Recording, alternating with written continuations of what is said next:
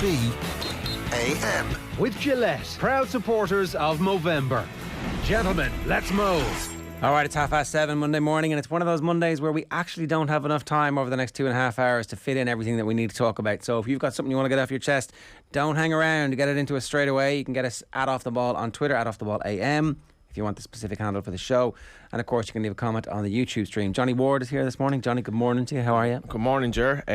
First bit of cold weather, I thought, last evening. It's finally getting a little bit cold, but it was nice. It was nice. I mean, I walked into town on Friday in a shirt, and I was like practically sweating by the time I got in here. I was like, this is not normal. So it was nice to get like, it was like I was at the rugby yesterday, and coming out the ground was like, this feels like it should do. It's a cold day, cold weather coming out the ground, and just felt like a November series maybe if you actually go to rugby games. What was the atmosphere like? I mean, like, it was very flat, like, but I was talking to people. So we stick up 50 points and the atmosphere is flat. It's not great, is it?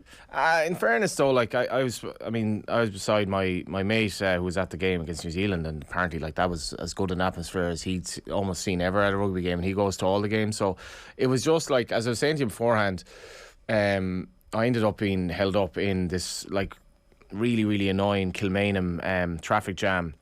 That basically meant that I arrived at the ground like 3 minutes into the game, and Argentina had just scored a try. Great try. A great try. So Which would have actually made the first 15-20 minutes really good. Yeah. Like, what's going to happen relatively enjoyable. Loved the Argentinian national anthem as well, a bit of passion to get you going, like, and all that. So I missed that, missed the try, and then Argentina proceeded not to score for the rest of the game.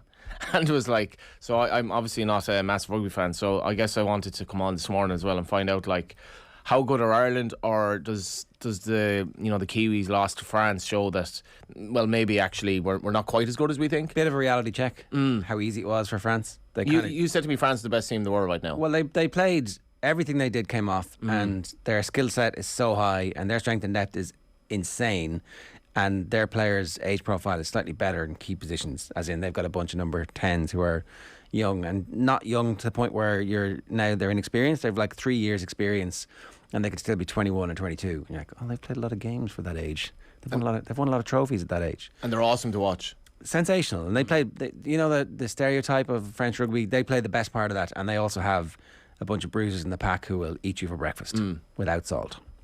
Yeah, and I'm not knocking Ireland fans, because it just felt like this was inevitable after maybe, I don't know, the second try. And then obviously Argentina had that really, really unfortunate knock on when they were practically in themselves. The winger ended up getting taken off then, and that was sort of the end of that. It just had a feel of maybe a Saturday kind of evening type vibe, where there was a sense of inevitability. It was the end of the weekend, whereas imagine like the All Blacks game was Saturday night as the lights come down. Yeah, it must have been so good. But it was great. Like, it was very enjoyable to watch Joey Carberry, to watch like some of our maybe fringe players, and it was an enjoyable game. It was just terribly one-sided for me. Okay, the other big news of the weekend obviously is that Ole Gunnar Solskjaer is no longer the Manchester United manager. We're going to get into this in more detail in the performance rankings. That's in just 1 second. I'm going to miss Solskjaer. I'm going to miss the constant bit. There was a great bit on Sky Sports News last night where they were like, they did an interview with Wayne Rooney, and Rooney's like, repeating the same line that he'd learned 5 seconds beforehand from somebody saying, look, don't give the game away here, whatever you do, right? So he's like, look, I've got a very, very, very important job here, and I'm absolutely committed here until I'm told otherwise. I've got a very important job here, and these guys are out there fighting, and they are fighting. It's an incredible situation they find themselves in. They're 0 points, having won 18 points already so far this season, and they're playing good football, and they beat the second best team in the division yesterday. And then cut to man in studio going, Wayne Rooney would find it very difficult to turn down the Man United job. I'm not saying he's going to be offered the job. I'm not even saying he's in the running for it, but he would find it very difficult to turn it down. So I would love it. I would love it if we could get Wayne Rooney to be the Man United manager for the rest of the season. That would be amazing. It would have some echoes of Lampard getting the Chelsea job, wouldn't it? Having done a good job at Derby, it's your first job into your second. Now, I have to say, I didn't notice that they're on 0 points now, right? It's great, yeah. So they're 15 points off kind of safety, and they're only 18 games gone in the season, so like it's doable. It's doable. The Derby story is going to be mad, and as you say, they beat Bournemouth, and we're going to talk about one of the goal scorers there in the performance rankings, because it was actually with all the Man United thing, and we were here. It was one of those Saturdays where I felt like I was on Soccer Saturday, because I was watching all this unfold while it's on the radio, and We did say at half time, like, they're probably going to win 3-2 now, aren't they? But the performance was so bad, Ger. Like, you couldn't see him coming back from it. It was so bad. Harry Maguire, everyone was playing the script of how it's been in recent weeks. Maguire getting sent off. Ronaldo looked thoroughly frustrated with life. So the Man United story sort of, I guess, took over everything. But there were some very good stories from an Irish perspective over the weekend. We'll get to those in the performance rankings in a moment. OTB AM live with Gillette, proud sponsors of Movember. Gentlemen, let's mow. Here's what's coming up between now and 10. As we said, the performance rankings are imminent. Queenie's going to join us at 8:05 to answer that big question: how good are Ireland? How good were Argentina? How good were the All Blacks? We'll get to those, wrestling with those existential questions at 8:05. Karen Duggan's going to talk to us about the Cup final yesterday and the Ireland games coming up this week. We'll get her thoughts on Manchester United, as a Man United fan as well. Daniel Harris is going to join us at 8:45 this morning. We've got the sports pages at 9:05, a Club GAA wrap with Tommy at 9:20, and we'll get Vinny Perth's thoughts on all of the big stories from the weekend of football at 9:35. But now, at 7:36 a.m, it's time for the performance rankings. You know, that wasn't an All-Ireland winning performance. Probably should have won the game based on their second half performance. Is it a step too far to say it was the performance so far of the World Cup? Maybe not. OTB AM's performance rankings with Gillette. I'm scratching my head. That performances was just lacked that intensity. On another week, Kieran Donaghy might well have made the performance rankings after the quality of football that he's putting in over the last couple of weeks. Maybe if you're Jack O'Connor, you're like, hey, Star, we did this once. Could we do it again? Can you come off the bench for me? All I need is 4 or 5 minutes at the end of the game to see it out. Who knows? Stranger things have happened in the world of Gaelic football. Here's the performance rankings. So if we could stick them up, we're going to start Man United, Rory McIlroy, Irish Rugby, Irish 10s. And that's not Sexton and Carberry, although we could shoehorn Carberry in if you wanted on that one. And the new Premier League managers gives us an opportunity to talk about some of the good stuff that happened the weekend. Right, so Manchester United in the red. Difficult to know where to start with this one because, well, this is supposed to cure everything now for a lot of people, right? There's enough money in the club. The squad is brilliant. The manager was the only thing holding them back. But actually, what if it isn't? What if the problems are so deep-seated that nobody can come in there and rescue that? That it's just a runaway train. It's an unmanageable, ungovernable sea. What if that's the case? The manager coming in has a massive job. Like, it's not straightforward. You know, since Ronaldo came in, for whatever reason, a lot of Man United's other players have not been good at all. And I don't know what that is. I don't think he's helped in terms of the performances of offensive players. Bruno Fernandes has completely lost form. And I don't know why this is, but since Ronaldo has come in, and I remember having this chat with Joe Malloy, and Joe Malloy was saying the Ronaldo signing is essentially going to be a disaster, like, because it's going to cause so many problems in terms of, you know, fitting other players in and so forth. And it may cost Solskjaer his job. And kind of in a way it has. Since Ronaldo has come in, as much as he's played well, they've been really, really poor. And I'm not probably a good enough football judge to say exactly why that is, why Maguire just can't do anything anymore. But there's a serious malaise there. I think, you know, you have to deal with the Pogba situation as well.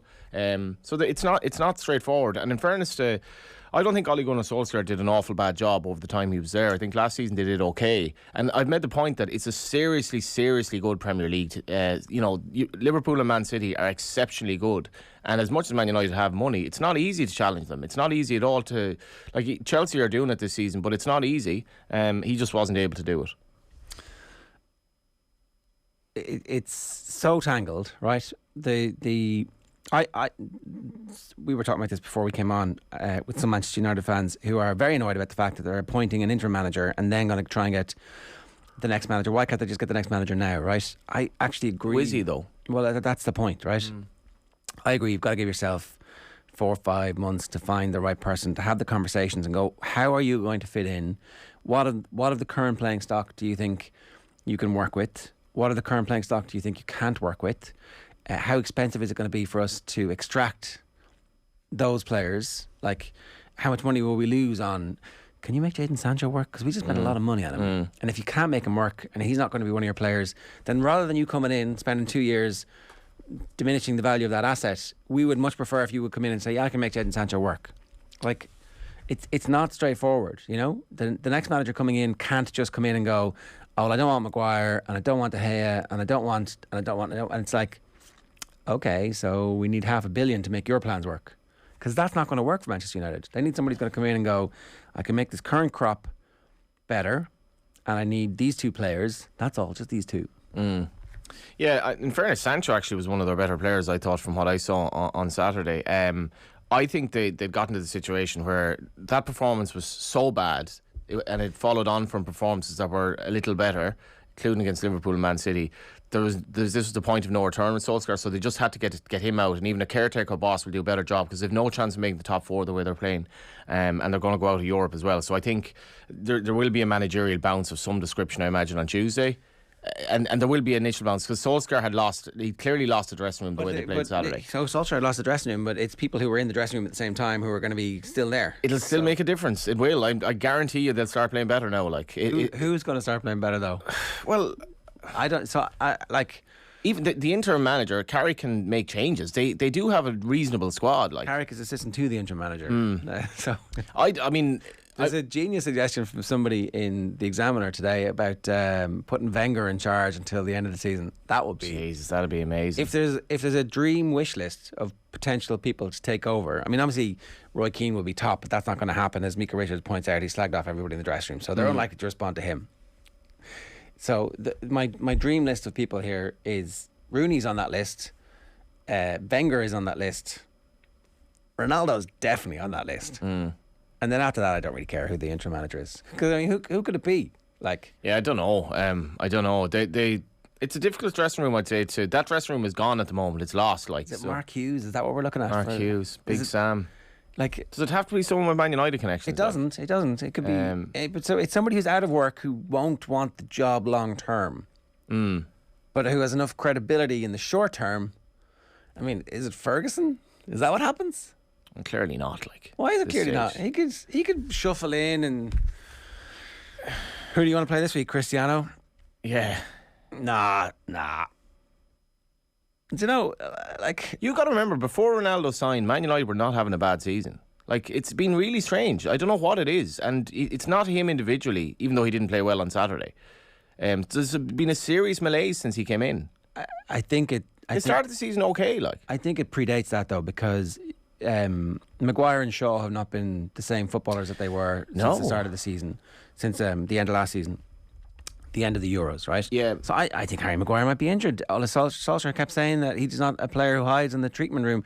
It's like, well, maybe if he's not fit, that's one of the reasons why he's not playing particularly well. He's second guessing himself, but he's always had that. You can see inbuilt in Harry Maguire is a period of bad form and self-doubt. Oh, massive self-doubt. himself. Yeah. He carries himself that way. The send-off was all about that. And so that was always going to be there. And reading the stuff now coming out about the various meetings that Solskjaer's had and the hanging by a thread and his own, he has personally reflected and carried the weight of the boom bust cycle that he's been going through. And so that's not when Klopp is raging, he rages. He tears. Is it Des Kelly? Is that whatever it is? He has those rows on TV that everybody goes, oh, what's going on here? But he's got enough force of personality to be able to carry that. And more importantly, underpinning it all is a football philosophy. So there is no football philosophy at Manchester United at the moment. No. Beyond, there was a great moment when Maguire was sent off and he kind of gave Solskjaer they just embraced, kind of clapped on the sideline. It's not a high five, it's kind of a middling ranking five, and it was just this moment where you're looking at their body language. This kind of sums up what's wrong as well. You kind of should be raging with Maguire here. Can you imagine Ferguson doing that? It was an appallingly bad mistake at a crucial time in the game. When, bear in mind, at 2-1, Van de Beek came on, played really well.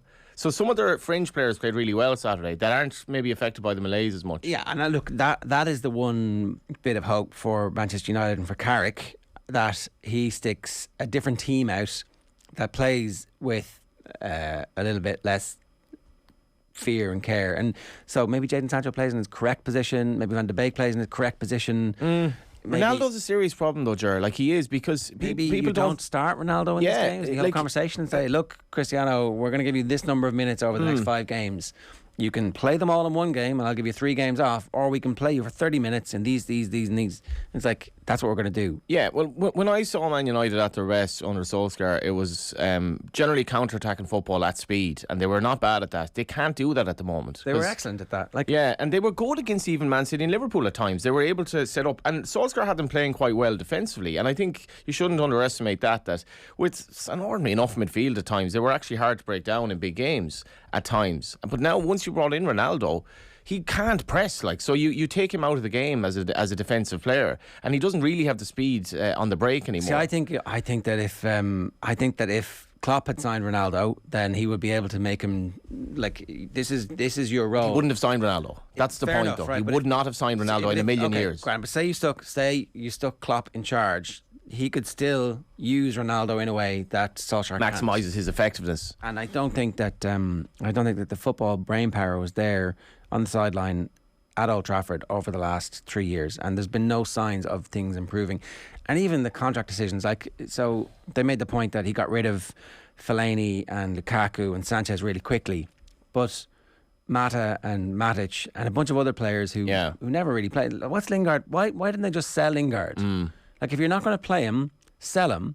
Because at the weekend he's tweeting the picture of him in the West Ham, and everyone's like, "Oh, look what he's doing. It's disloyal." And you're like, well, what else is he supposed to do? He comes off the bench and scores a winner for you early in the season. You're like, oh, well, that's interesting. He's obviously doing well. So I don't know. I think Manchester United in the red. I don't think they're going to catapult to freedom now that they've got rid of Solskjaer. I don't know how great that bounce is going to be. There'll be a bounce. Like, how long it'll be, I don't know. But in fairness, Ger, like, I have watched them the last month or so. Like, their performances have been so bad, it's hard to believe. Like, they played on Saturday like they'd never played together before. And then you even had De Gea sort of falling over the ball for, I think, was it the third goal. There are just all this catalogue of comical moments that were obviously tragicomedy if you're a Man United fan. Even like Bruno Fernandes. I mean, Man United could easily have come back and delayed the inevitable and won 3-2 in that second half, because like Watford aren't great, and they really were close to doing that, and Solskjaer wouldn't have been sacked. We'd be talking about the great entertainment, but the likes of Bruno Fernandes had a really good chance, blazed over from close in, and some of their key players have just completely lost the plot. And I kind of feel sorry for Solskjaer on a human level, because I think he's a man who's carried himself with great decency, probably to his own fault, but he was never the man for that job. Let's be honest. He seems like a nice fella. Seems like a nice bloke. He'd be a great interim manager for Manchester United in the future when they need this scenario. He would. Like, that's the thing. He was the perfect person to come in for the interim and see the team good job now, actually. Season. Yeah. Like, you know, bring Solskjaer back for the rest of the season. But he is not the person that you want to decide, okay, this entire multi-billion euro pounds enterprise rests on the shoulders of this guy's football vision. They should have interim managers, by the way, at the club. Like, they should have hungry, good coaches who are able to come in and do a job here. Like, and that's a question mark now as well. It's not all about Solskjaer. And Stephen Kenny's progress as Ireland, such as it is, has been a lot of it down to like the coaches working under him. And where are these coaches? Are they there at Man United? I don't know. The other thing about signing Varane's injury profile is such that he plays 20 odd league games a season, and he's going to play, maybe if he's lucky, 20 league games this season. So they invested all this money in these players, like they did, but they did buy someone who, so I'm just reading here, Raphael is still a few weeks away. He's working hard on his fitness. This was in a piece that they did last Friday on the website. So he was supposed to be out for a month. He's already been out for more than a month. It's like he's a little bit porcelain, and they built the change from last year to catapult them into title contention was, we're signing Sancho, playing him in the wrong position, bit of a bust so far. Yeah. And Varane, whose injury profile is rubbish, and then Ronaldo, who's destabilised tactically, has not been a piece that they can use, even though he's one of the reasons why they've been able to still be in. Has he destabilised the dressing room though? I don't know. If he has, the dressing room's pretty weak, isn't it? Yeah, because obviously he's reportedly not been happy himself for the last few, and he played like that on Saturday now. I haven't seen any improvement from any other player offensive for Man United since he's come in. Like, they've basically regressed themselves. Can you believe the games are so, it's the one of the other standard things in the weekend was Klopp admitting, I hate the international break. I hate it. The best part about it from our perspective is that there's big games at the weekend, and then on Tuesday, tomorrow, Manchester United play in the Champions League at Villarreal. This is sensational. Is that a 5:45 kickoff? Wow. Yeah, that's a quick turn. Like, I'm quite certain to say there are far too many football games nowadays. Everyone plays too much, but this is like this is great. This is great, yeah, because it's quick. It just keeps us entertained very quickly. Like, no break, straight into it. What's the car crash going to be in Spain? Manchester United have no idea what's coming next. That's the other thing. Like the worst part about, and the clearest indication that they are not a very well run club on that side of the business is that there isn't. Okay, so these are the guys that we've talked to and said at some point in the future, the Manchester United job, we'd like you to come and give us your opinion about how you would do this, right? Because that's at that level you're talking about. There's only 5 or 6 candidates in the world who can do this job. You should have them. It's not tapping up. It's like, Sound it out anyway. would you live in Manchester for a start? Do you think you and your family could be happy living in Manchester? Because if you're not going to live in Manchester, you can't have the job, right? None of this flying in and out nonsense. And then your portfolio of work suggests that you will be capable of dealing with the egos that we have. That's great. How much money would it cost roughly? Okay, Grant. The job's not available, but you know and I know that at some point we'd like to talk to you about it. So you just have to think about it. That's. Reportedly, Pochettino is open to it in the summer. Which certainly Pochettino's agent is letting PSG know that he's open to it. Yeah, that was interesting as well because he's contracted until I think the following year. Yeah. Who else can do it? Ten Hag can do it, can he? I don't know. We don't know. He might be absolutely amazing. He could be exactly what they need. Or he could be one of those managers who comes to the Premier League and finds that I'm not really up to this. Because there's loads of those. You've pointed out like a few times on the show that the earth is burning and sport is a great triviality. But in terms of great triviality, the Man United saga is the greatest of greatest trivialities. I love them for it. Do you know, like the club itself is making so much money. Everyone is nobody really cares in terms of the people who actually are benefiting from Man United making loads of money. We're just talking about them all the time. They're great soap opera. They're massively successful financially. And yeah, we're just talking about it all the time, even though the laugh is on us. Like. We are like the royal family looking at the TV in some respects, like giving out about the TV, but looking at the TV. Because the Man United, it's been such a, I don't know, it's been so pantomime and it's just never ending. But it is the great triviality. It is. Give us your thoughts on this. You can hit us on the WhatsApp 0879 180 180, or you can send your comments through onto on the YouTube channel. Right, next, Rory McIlroy. Things did not go well for Rory McIlroy at the weekend. With 4 or 5 holes of his round left, he was still in the lead thereabouts, and then collapsed with a bunch of bogeys over the last few holes. And then Johnny's holding up a picture there.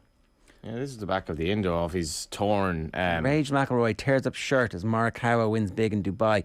So Morikawa won the tournament and won the race to Dubai DP, first American to win the European Tour Order of Merit, which is what it used to be, and.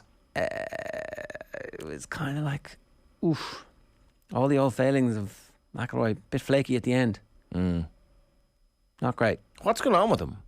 Well, I don't know. I mean, if he'd won this, right? I saw one of the golf writers tweeting yesterday morning when he was going great guns, like, wow, this is going to be incredible. 5 months out from Augusta, there's going to be nothing but hype. McIlroy wins back-to-back at the end of the year. I was kind of making the point he was a bit like the Irish rugby team, you know, awesome at the wrong times. Like, out of cycle, he's like the best player in the world by a mile, capable of killing anybody. And then just around about March, April, when you need to be in form for Augusta, it's like, poof, like us at the World Cup. But I don't know. And these things happen, right? Because they play every week. So there's hundreds and hundreds and hundreds of opportunities over the course of his career where we've seen him win from this scenario. Yeah. There's also like 5 or 10 or 15 where he doesn't win because it's impossible to be perfect the whole time. So maybe that's what's happening. I don't know.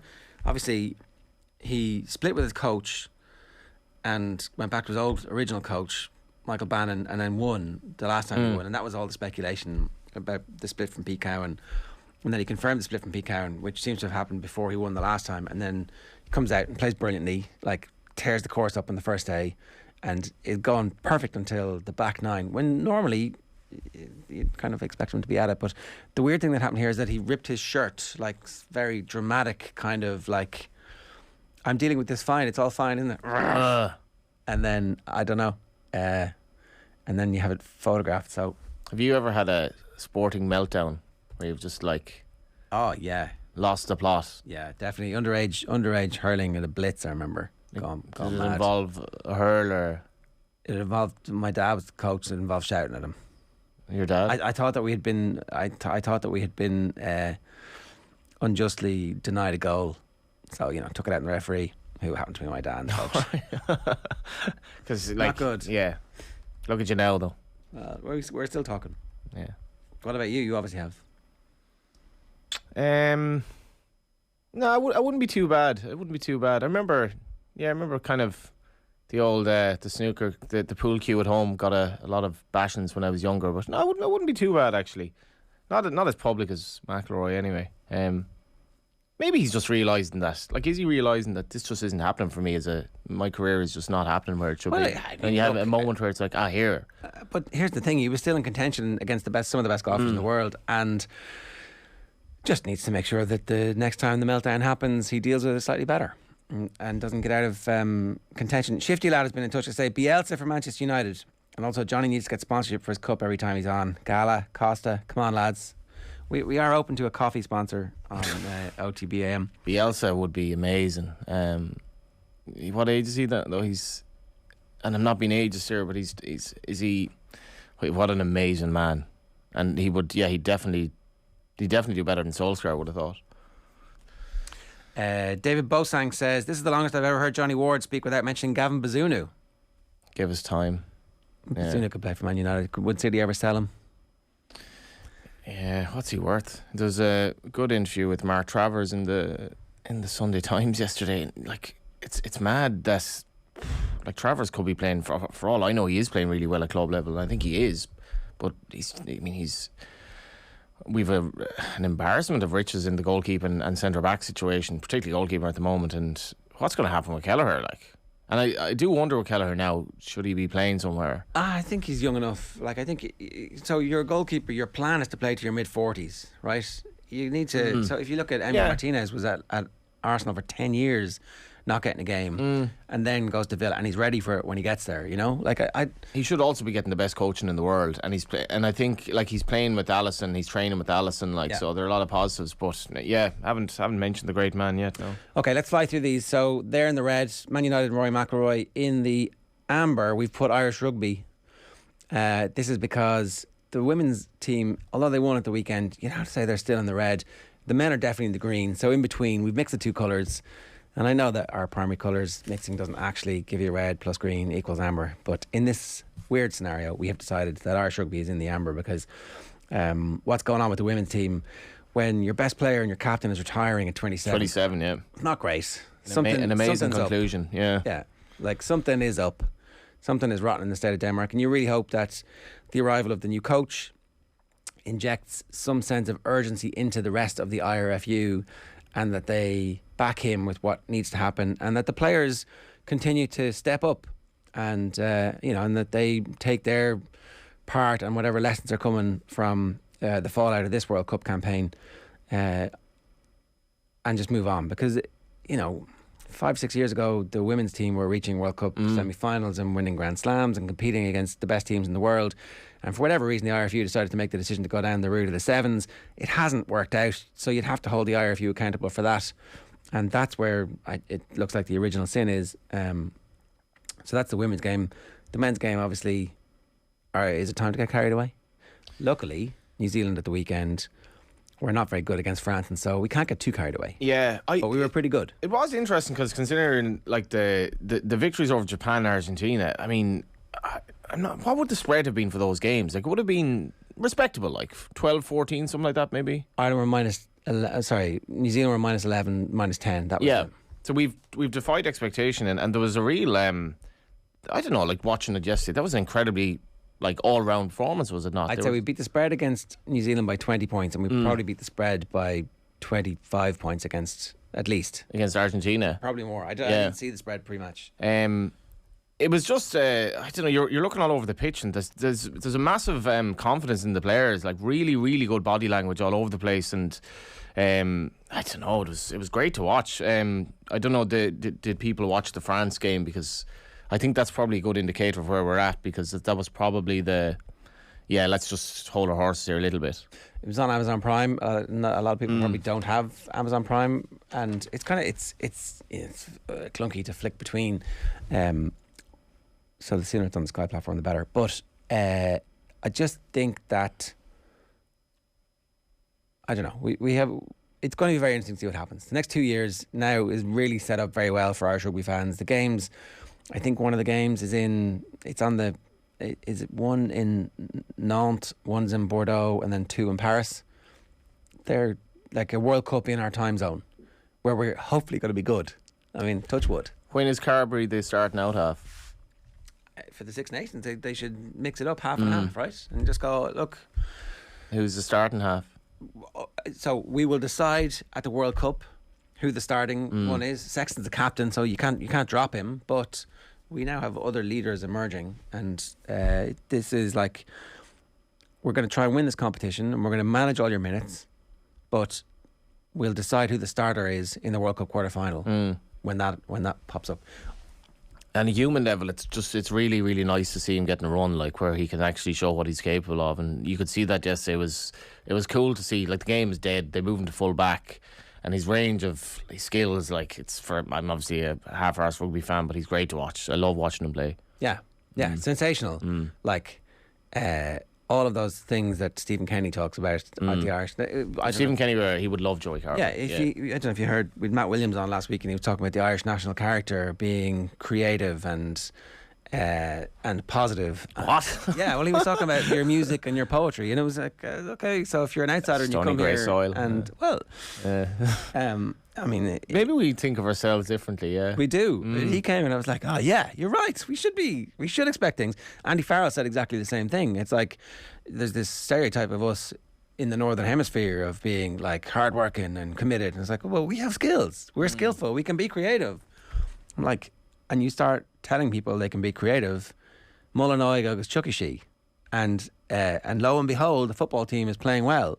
One of the things in the papers today, I tweeted this earlier on, Jill Downey from Core Sponsorship was saying, she's the managing director of Core Sponsorship, so they're like one of the biggest agencies in the country who manage lots of different campaigns for the biggest brands. And so when she's talking about sponsorship, she's like one of 3 or 4 people in the country who know the most about sponsorship.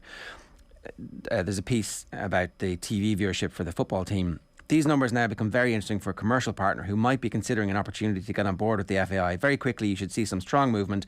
They've done enough now to be considered again by big brands. The football is getting better all the time, and they're actually becoming a joy to watch, and that is significant for sponsors.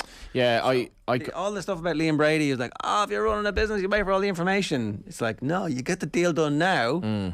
You get the deal done now and you get it in, you're like, okay, this is, and that's what the brands want as well. So I've said that a few times in the show here. I think it's a massive opportunity at the moment, and it's not only the fact that people are watching, it's the identity of the Ireland team, who they are. They represent different parts of Ireland, all over the country really. We have from Derry to Cork, Dublin, Galway. We've players with mixed backgrounds. They're a very, very likeable team as well, and there's, I think you can't very connected to the fans. Very connected to the fans, and like I was just thinking now, I don't know, like obviously at the game yesterday there was a few empty seats. Like, it's fairly expensive to watch a rugby game. Like, it's 85 quid or something was a ticket. That was cheap compared to the All Blacks games. Yes, and this is like, now I don't know if they packaged how they packaged the autumn series or whatever, but like Ireland games, football games are going to be, I think they'll be pretty much sold out from now on. I hope so. In general. So Irish 10s are in green. This is not Johnny Sexton and Joey Carberry and Harry Byrne and Ross Byrne and whoever else you want to put in that. This is football 10s.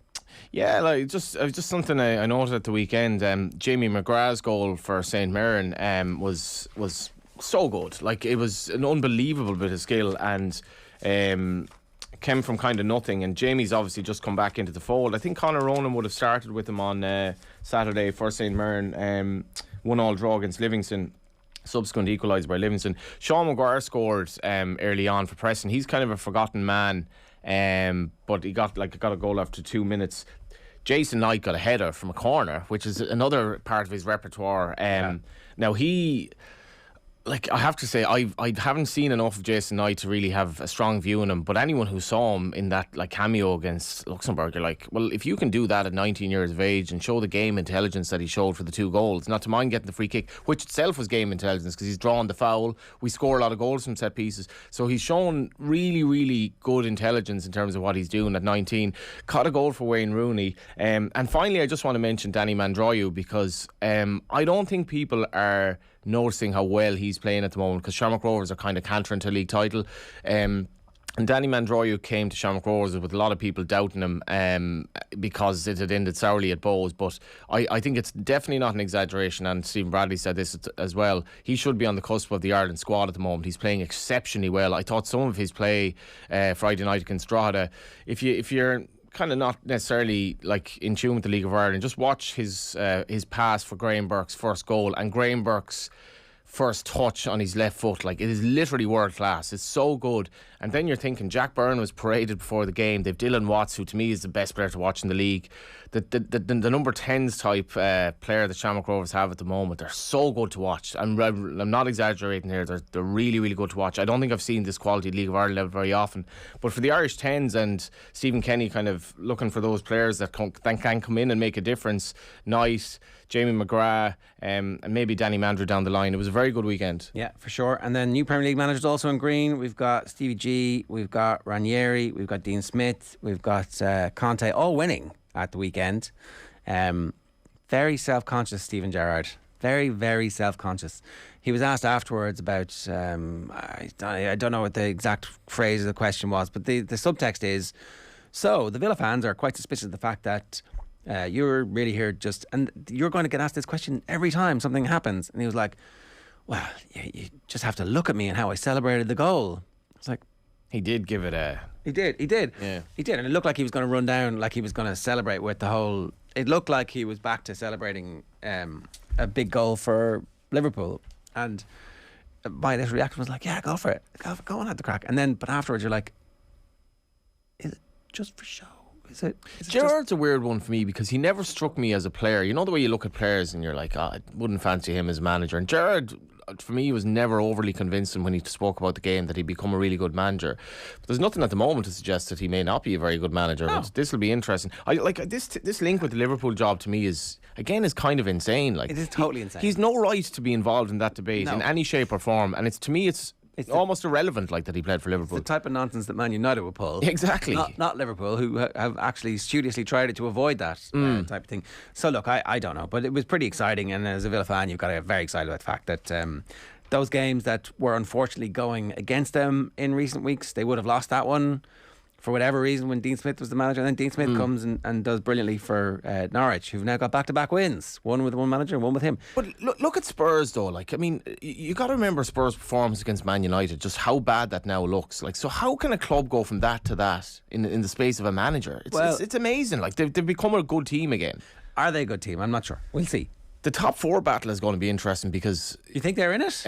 Well, like, Arsenal were pathetic against Liverpool. Like, I said on Saturday, I think Arsenal gave them a good game here, definitely. And like, they were played like a team that were relegation fodder. They were absolutely battered. Like, but Man United, like, who's going to finish fourth? It could be West Ham, but they lost as well. Yeah. I don't know. It's really... But Spurs are not far off. Like, they're only 3 points off fourth now or something like that. Claudio Ranieri also, by the way, I don't know what's going to happen at that club for the rest of the year, but his start has been spectacular. He's definitely not going to be the manager there next November. We know that for a fact. Yeah. But it's going to be a wild ride in the meantime. It was a brilliant, crazy... Oh, Eddie Howe is the other new manager who we haven't talked about. Yes, indeed. They had a dramatic game. Wasn't actually at the game because of COVID. I mean, you just wonder, is St. James's Park built on an old native burial ground or something? Is it cursed deep down? Is it cursed somewhere? Right, that is this week's performance rankings. OTB AM's performance rankings with Gillette. Pack show still to come. Going to talk football with Daniel Harris and Karen Duggan.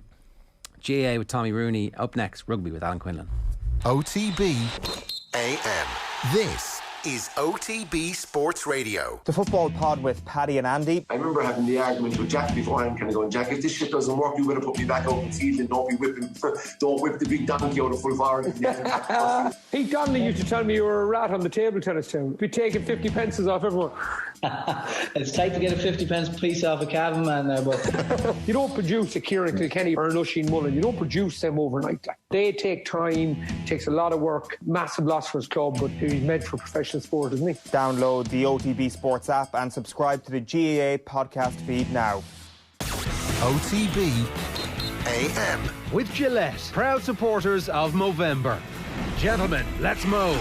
For no other reason than a little bit of crack this morning, we have a poll running. Who should Manchester United's interim manager be until the end of the season? The options are Carrick, Ferguson, Wenger and Rooney. Where's Solskjaer? Well, unfortunately, I mean, in the end, for a job that he was doing for 4 months, He's ended up making 10 to 12 million. Over the course of time. There's a human cost to this, though. There is. Now, the figures that you get released aren't always the figures that are paid. Because I remember we had AVB on the show once and then spoke afterwards about it, and he watched it and he got in touch and said... He was on the show? You're talking nonsense. In the studio? We were over at the Web Summit. Okay. He was very angry about the fact that we had counted up the money that he was supposedly gotten. That's not what happened. You don't get that money. Okay. You don't. That's not how it works. So, how's the poll going? The poll is very interesting. Alex Ferguson 30%, Wenger 35%. That's the Liverpool and Arsenal fans voting for that. Rooney at 17%, Carrick at 19%. Yeah, it's not. I mean, I don't know who'd vote for Carrick. I mean, let's have a laugh here. Let's get Wenger back. Imagine Wenger at the helm at Old Trafford. Amazing. Imagine if they. And it's only for 6 months. He doesn't want the yeah, job. But they were so good that they had to kind of. They can't. Surely no matter give him how the job. good he is, if he wins the European Cup, he's stepping away. He is riding off into the sunset. Yeah. Right. Alan Quinlan, good morning to you. Morning, lads. How are you? Speaking of riding off into the sunset. You're a Liverpool fan. Who do you want to be the next Man United manager? I want Michael Carrick to keep the job for the rest of the season. Get the interim job and keep it for the next couple of months. Get some big results, and then they'll give him the job. So we'll have the same crack next year. Then you're not mad on Carrick? No, it'd be more of the same, wouldn't it? I think they obviously need a big manager. But to be fair to Solskjaer, he tried to clean out some of the dead wood and left too much there. Probably. But look, a lot of the damage was done with Van Gaal and Mourinho. Some of the signings they had, and they've gone into the transfer window in the last couple of seasons. So he's got some players that he's wanted. Yeah. It's his team. And look, ultimately, I know this from playing in teams myself. You can have the guidance and the structure comes from the head coach, and but you look at the players and their desire and their ability to really dig in.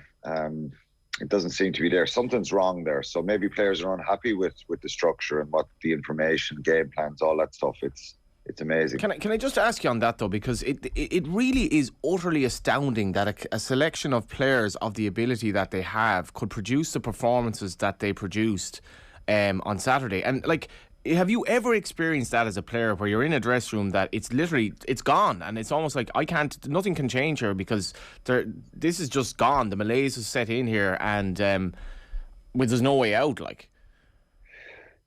Not to that extent, Johnny. I think I've been in dressing rooms and been with different coaches and a number of coaches over the years at Munster, over a 15-year period. And you've often had times where players you're on a bad run and players go to management and senior people step up and you change what you're doing and you go back to basics or you tweak things a little bit. I've seen lots of arguments with players and coaches and senior players over the years, and maybe discontent about game plans, but not to the level that you just don't see the same desire. It was really striking. I watched Match of the Day the other night, and I'm a Liverpool fan, but just they were highlighting the pressing, the work rate, the desire, right from the front three out, and then you watch United, and look, obviously it's not my game, but I love watching the football over the years, and I'm a big football fan, but that work rate, that kind of bite, that passion, that desire doesn't seem to be there. I met someone on Saturday who said that, he lost the dressing room, someone working in TV in the UK who'd be privy to some of the stuff that's happening around the Premier League, and obviously they're only rumours that there's a lot of discontent there about the way they were playing, and they kind of backstabbed Solskjaer a little bit, and they've got to have a look at themselves because they didn't show passion, desire for their team, I think, in the last few weeks, and there's something wrong there. There's obviously something wrong, so maybe a big name manager coming in will change that. Let's move on to the rugby. Before we talk about Ireland and Argentina, I did want to kind of put the context of the weekend around the entire November series. So France were dominant against the All Blacks, and maybe in the end the scoreboard didn't even reflect how dominant they were, but they put in one of the best performances that you're ever going to see in terms of the quality of their handling, the lines of their running, the aggressiveness of the physicality of their forwards, everything you want from a rugby team. France were that on Saturday night. So have they now established themselves in the pecking order as like the team to beat for the next 18 months, 2 years, right up to the World Cup? Does it in some way maybe make us think, okay, we're not the finished article just because we beat the All Blacks? Yeah, well, it tempers that win last week a little bit, and it's a bit of a reality check. But I don't think it takes away from Ireland's performance, because even when New Zealand were top of their game and with loads of experienced internationals and the Carters and the McCaws and all these people in the team, Nanu, they always found it difficult in Paris or in France. They always found it difficult. And traditionally this game is a late night, Saturday night game. And it was always a difficult game for them. France are a common force in the last 2 years, and Galtier has done a fantastic job. Sean Edwards. And they've got young players now who are full of confidence and belief, changed the way they're playing. They're kind of trying to get back and get some of the traditions of old, the attack in rugby, the counter-attack, the excitement, what French people want. And so it was no surprise to me that they beat New Zealand on Saturday night. I think the manner in the win, because you said it, Ger, they looked comfortable right from the word go. They physically dominated New Zealand, and there was lots of stuff happened that was similar to what happened in Dublin last week. So, we it's probably just checks us a little bit, and it's no harm to say that France, and look, given that they'll have a home World Cup in 2 years, how dangerous they're going to be and how difficult they're going to be. I said this last week, if we were to get out of the group, we've got South Africa and Scotland in that group, which is going to be really difficult to get out in the first place. But you'd imagine that's what will happen. You play New Zealand or France, and New Zealand, I suppose, look, there's a certain amount of mental fatigue there, and they look a little bit different. They look tired, and they look rocked a little bit by two teams 2 weeks in a row who physically got amongst them and really unsettled them, and showed chinks in the armour. Just one case of defence there. If they beat them by 15, like, how many points were Ireland better than New Zealand on the day? Oh, probably 20. If we'd taken the scores in the first half, and maybe there's room for improvement then, Johnny. But if you played New Zealand in a week's time, it could be a different story. Like, they've top quality players. I just think they got rocked a little bit by that Irish performance, really dented. And look, usually they come out and they dominate the opposition the week after, no matter who they are. But France used that template, and they were brilliant. Look, Dupont, just an amazing player. He's going to win World Player of the Year. Intimac, really crucial turning point around 61 or 2 minutes, I think, when New Zealand kicked the ball in. It ended up in the France end goal line. It could have bounced up to one of the New Zealand players. Could have been a try. There was only 5 points in it. They go down the field. He breaks out Intimac with just incredible confidence, and France nearly scored on the other end of the field. Real turning points. But yeah, they rocked New Zealand, and it was an incredibly impressive performance. We've got to go there in the second game in the Six Nations, so it'll be another yardstick to measure, the progress that we've made. And really looking forward to it. It's actually really set up beautifully now over the next couple of years, in that on our side of the draw, it's us and South Africa, who obviously have had an interesting tour, and Razzie's enjoying his pint of Guinness in London. Fair play to him. Manky out pint, I have to say. It wouldn't be great now. Terrible, wasn't it? Didn't look good. Yeah. He seemed to enjoy it. Fair play to him. So it's us in South Africa. We're going to have a good game. And I love the way you say manky old pint. It was terrible from according to Quinny. Didn't look good. It's going to be New Zealand and France in the group stages. That's a great game, and then we're all on each other's sides. It's like, wow, that side of the World Cup draw is lit. You have to remember, Jared, there could be Scottish people watching this now, so don't be giving any ammunition to the Scots. Look, if Scotland beat us, fair play, they deserve to go through, and we did not deserve to even be talking about a World Cup quarter final. But it's well set up, and it's well set up because we believe in what we're doing, and the style of play has been consistent across these three tests, and even back to the summer when the opposition wasn't very strong. But Ireland have done the same thing now. It looks like a corner has been turned, and everybody's playing with the level of confidence that you get when everybody knows what their job is. Everybody fully understands. What you need to see, Ger, is you need to see the 2023 Six Nations being a dominant one, being an exciting one for Ireland, having really good performances, been thereabouts for a Grand Slam or a Triple Crown. We don't need to see what we saw in 2019, England overpowering us and starting that kind of negative run. Wales beating us in the last game, and a lot of question marks around where we're at going into that World Cup. The World Cup warm-up over in Twickenham, 50 points conceded. So mentally going into that World Cup in 2 years' time, you need people to be excited, and I wouldn't say getting ahead of themselves, but saying Ireland they've good form. They've shown it this year. They've a lot of good players. They've a lot of good depth. And that's probably the key going to that World Cup. And then if you go in against New Zealand or France, that you have that bit of aura about you, that body language kind of shows that you're near top of your game. It's very hard to peak and get these things right, but that's probably the goal now. And what impressed me yesterday about Argentina is it was a kind of a scrappy, kind of dogged performance. And there was a lot of young players can take a lot from particularly the finishing of that game yesterday, the way they defended so well. They didn't give up any score. And 7 tries, all from the forwards. So what we saw against New Zealand last week was loads of width, loads of line breaks, going to the edge of the pitch time after time. We didn't see that yesterday because Argentina had done so much analysis in Ireland that they kept so much width in their defence that they cut off those channels, and Ireland had to dug it out a little bit. So I really enjoyed that second half yesterday. I think first half scrappy, a lot of turnovers, but they're very difficult to play against. And then the sending off changes the game, really. Yeah. It allows Ireland change gears. Well, let's talk about Carbery, because we've been obsessed with the role that Carbery will play in Irish rugby really for 4 or 5 years now, and finally he's put a bit of game time together. Big questions about whether or not his form was any good coming into the November window. He seems to have found his form over the course of the time with Ireland, and it's a massive leap forward for everybody's faith in him, and I guess for his own self-confidence too, hopefully.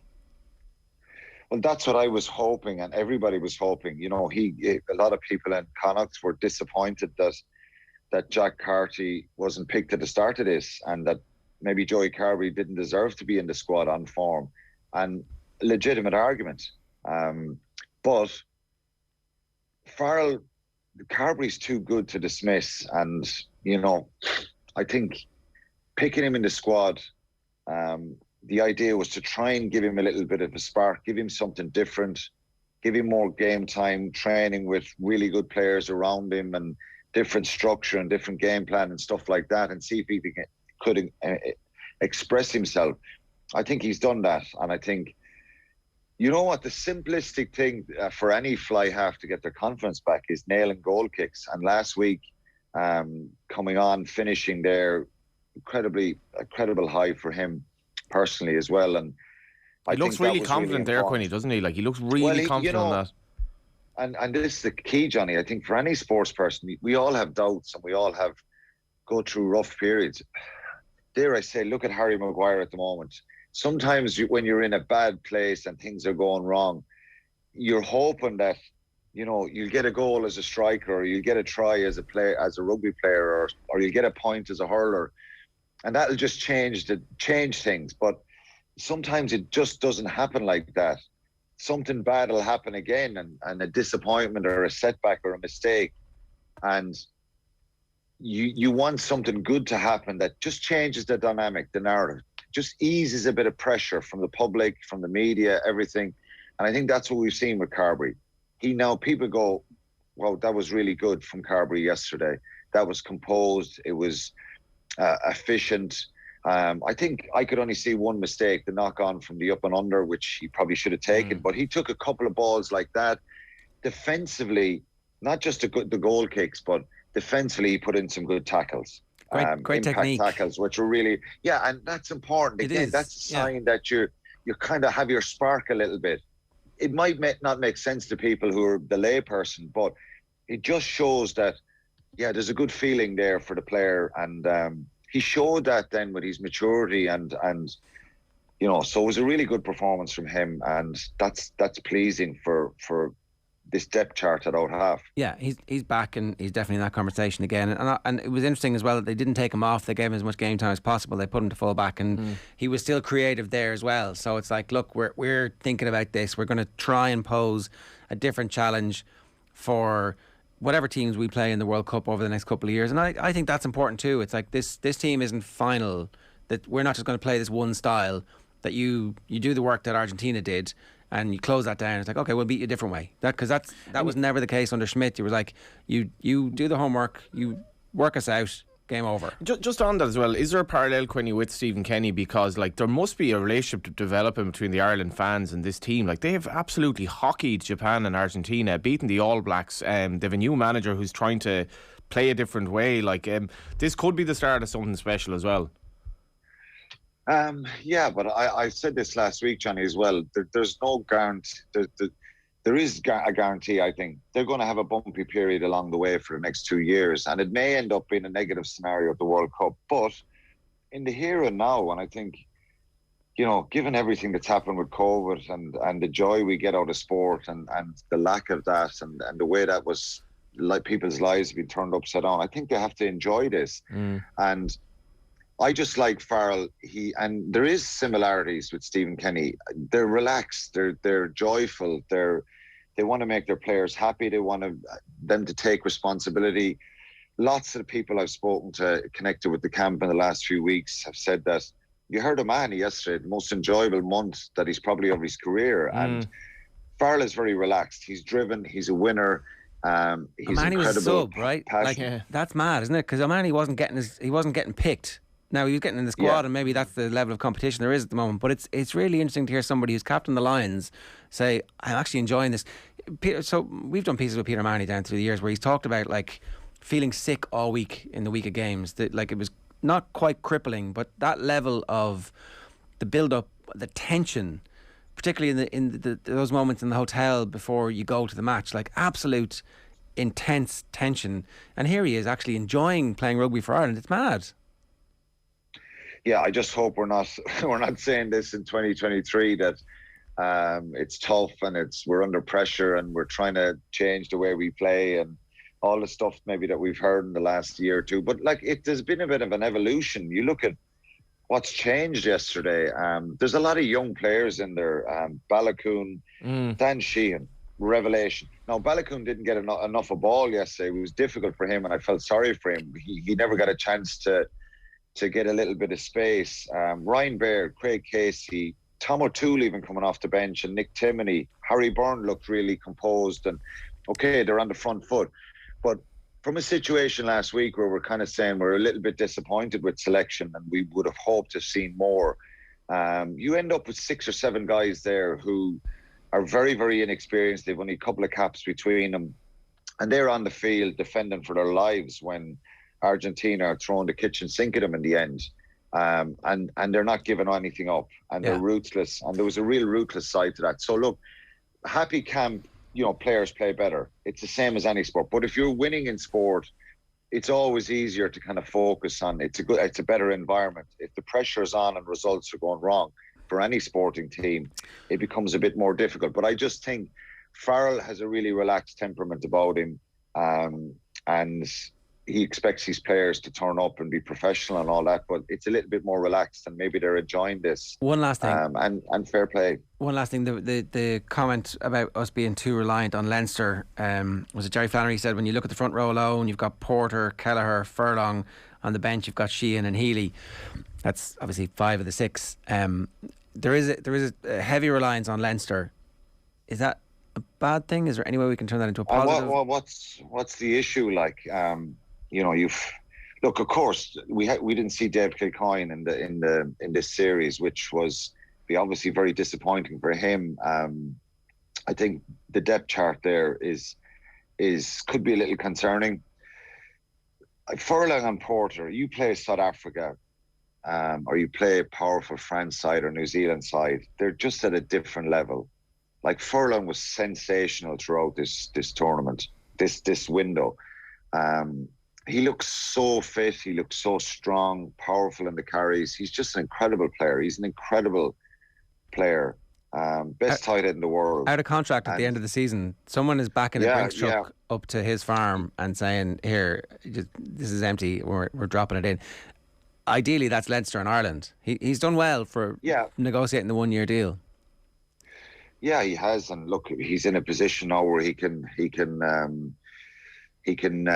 start a very, very good contract and deserves it. They've got to try and keep him. If he goes somewhere, who knows? Maybe he'll go for a year. I don't know what the situation is there, but you want more depth in certain positions. Look, at the end of the day, if Sexton is out, doesn't play, Carberry has to show more. You know, he has to show more consistency, and hopefully he can do that now when he goes back with Munster. I would have liked to have seen Kieran Frawley as well, but look, given these 3 matches and the nature of them, I think the only one I would have said that I would have liked to have seen a little bit more change was Argentina, but there was cohesion built, and in the long run, it's a very positive finish for them. And overall, I don't think anyone's going to get carried away by this. They've got to try and get better. All right, Quinny, we leave it there. Good stuff. Thanks a million. Cheers. Thanks, lads. They're unusually all positive rugby slots. It's like just a bit out of. I mean, can they all keep their form for 2 years? That's the big question. We need to wait and see. Will the France game be a good template in terms of Six Nations and Paris where they're at? Yeah, it will, and we might just have really brilliant. Because England are playing really well at the moment. There are clear signs of progress in Scotland. Wales can come from nowhere and win a Grand Slam, as we keep seeing, to our cost. It'll be a hell of a Six Nations. Yeah, it's going to be good. And for the next 2 years, it's going to be good as well. OTB AM with Gillette, proud sponsors of Movember. Gentlemen, let's mow. We are going to talk football with Karen Duggan in just a moment. We've got Daniel Harris coming in about 15 minutes time as well to see what he wants to happen at Manchester United and what should happen next. It's going to be a great Six Nations, says Philip. France and England looking good as well. Damien says, typical Irish, putting down your rugby team. An excellent all-round autumn campaign. Get behind them, they're building. Brian Brady says, who's our next 10 after Carberry? What game was Lenihan watching? Harry Byrne first act was a poor kick through into 22.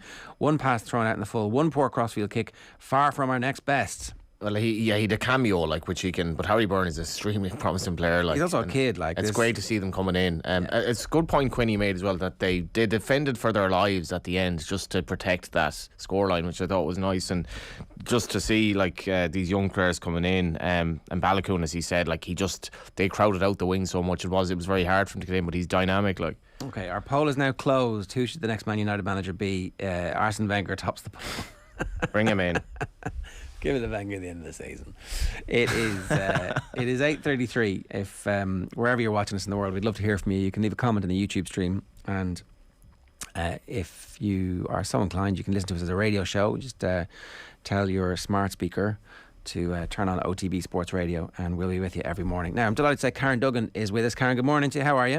Good morning. Very well, thanks. So Wexford beat Shelbourne in the cup final yesterday, and it's a kind of reversal of what happened the previous week at the end of the league season. Sorry to bring that up, but what kind of a game was this? And were Wexford full value for their win in the end? Yeah, they were, and I don't think anyone would argue. Even Noel King said in his interview after the match that Wexford deserved it on the day. The first half, you'd say, Shelbourne dominated possession. They looked more comfortable on the ball, but Wexford didn't really come out and go at them in any way.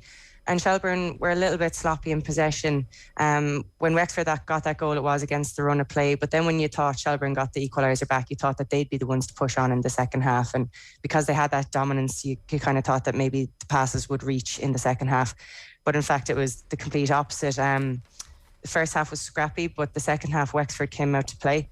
They really went at Shelbourne, and I don't think Shelbourne expected that, because that's not really the style of play we're used to seeing Wexford. But they were really, really good on the ball, had some really nice passing movements, and just their units worked really well together, and Shelbourne's didn't. So I would say they were definitely full value for their win. What does it say about the competitiveness at the moment at the very top of the game, in that you've got Shelbourne, who are league champions crowned last week, being beaten by Wexford Youth this week, and the fact that they didn't just do a double off the back of winning the league? It would suggest that there's a very even standard across the league, and that leads to competitiveness. And Peamount getting beaten by Galway as well, which was a massive thing, I thought, Karen. Yeah, well, let's talk about that some more. No, to be fair, it's been a 3-horse race for a long time now. And Shelburne kicked on this year and came in between the kind of Wexford and Peaman thing that had been going maybe for a while, and they were worth their win. They saw it out in the end. But towards the end of the season, you kind of start to see Galway kick into gear. Unfortunately, it was for the wrong time for us. But we saw signs of that in the Shelburne games that they played in the Cup and in the league. They were both televised games. And I don't know if it was that made them step up their game, but they're certainly ones to watch next year if they can kind of keep that squad together and bring through the youth that they have, because they've won under 17 and under 19 cups and leagues the last few years. So they're definitely a team to watch.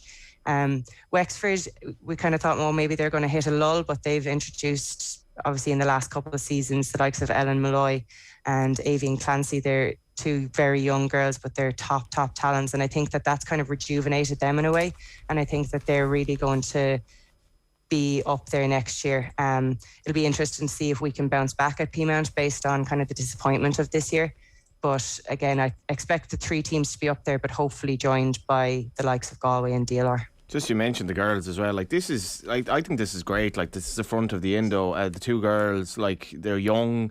They're holding up the cup in Tallaght Stadium. They're basically the Premier League of Ireland stadium, I suppose.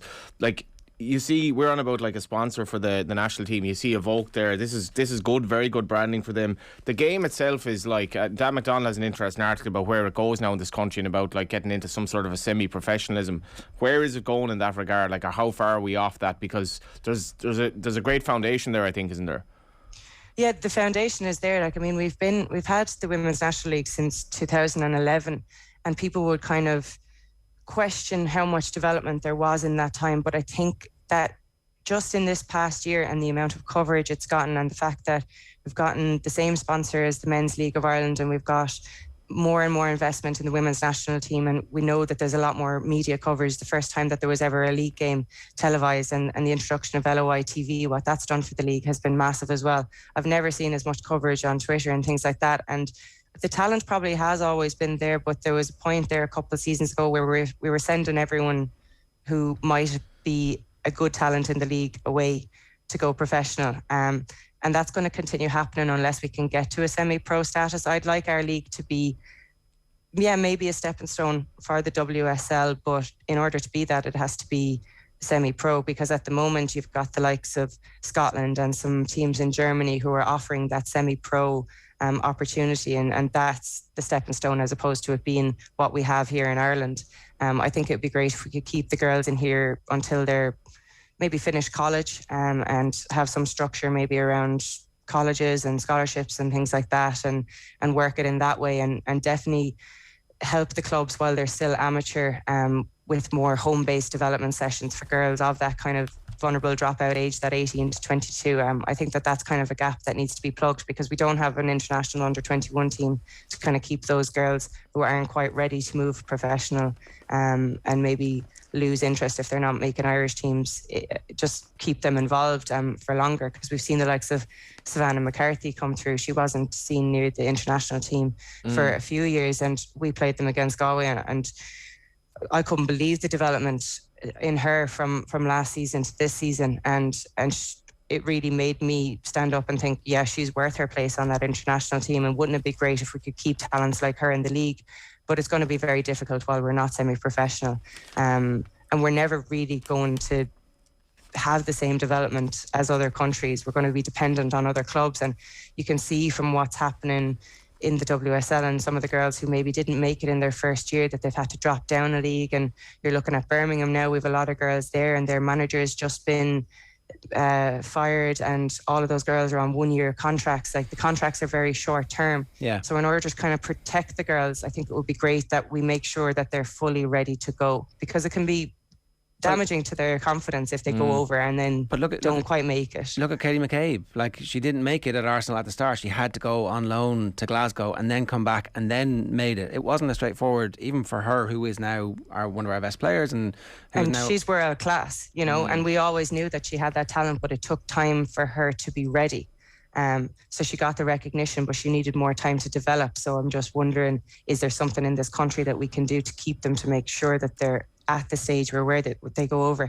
Katie always had the mentality and kind of the just the aura about her that something like that wouldn't knock her, but that could knock another player if they went over and they didn't quite make it, cut the mustard in their first couple of years, and then they might not want to come back. They might come back and they might plead GAA or something like that. Yeah. And that's always an option, and that's always a rivalry that you're going to have, because a lot of these girls are multi-sport players growing up. So if we could get something that plugs the back gap, I don't think we have the investment, anywhere near the investment to go semi-pro at the moment, but if we could have more investment even in that kind of that link, that home base thing, that okay, clubs maybe can train 3 times a week, but once a week the FAI will have something regional, or they'll even have just something in Abbottstown that's consistent and it's every single week for girls who are trying to make that step, and particularly the underage girls might have something there, but those girls who are over 18, they don't really have that outlet. So it'd be good even if you could start something like that. Even if it's standardised strength and conditioning, so that knowledge is injected into every single coaching ticket at every age group in all of the clubs, that would be a good starting point. And one of the points that Dan McDonnell makes in his piece today that I didn't realise was if you're an amateur league, players can move abroad for nothing, but if you're actually registered with UEFA and FIFA as a formal professional league, then some compensation is due, and any compensation would be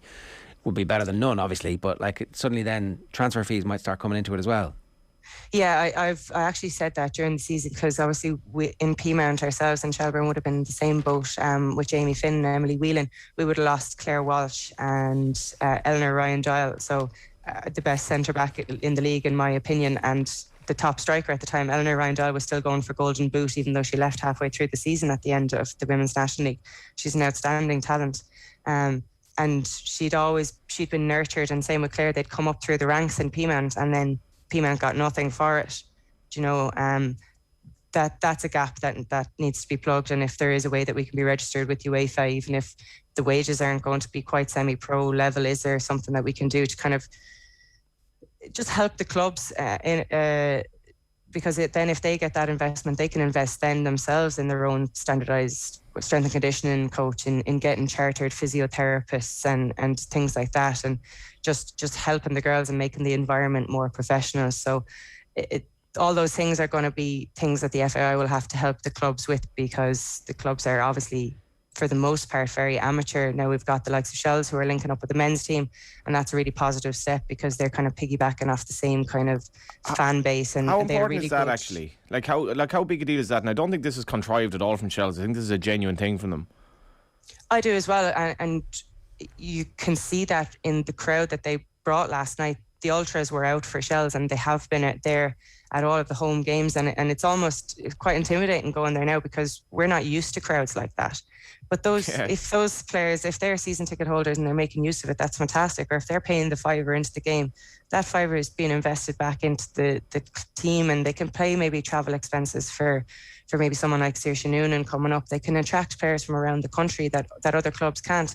So they're going to have that little edge if maybe a team is thinking, or maybe a player who's down the country who's not, who wants to take that next level, maybe up to one of the top 3 clubs.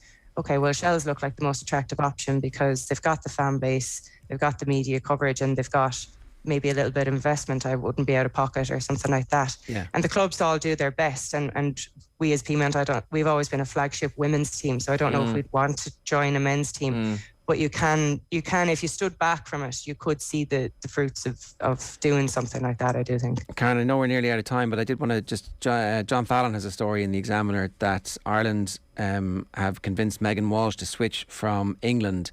So Megan Walsh is the goalkeeper at Brighton at the moment, and there was a spare space left in the Ireland squad for the upcoming matches. Is this important? Is this immediate competition? Can she go straight into the team? Is this a good thing? It's hard to know. I haven't seen enough of her to make a judgment call on that. We have spoken in the past about the issue with the goalkeeping.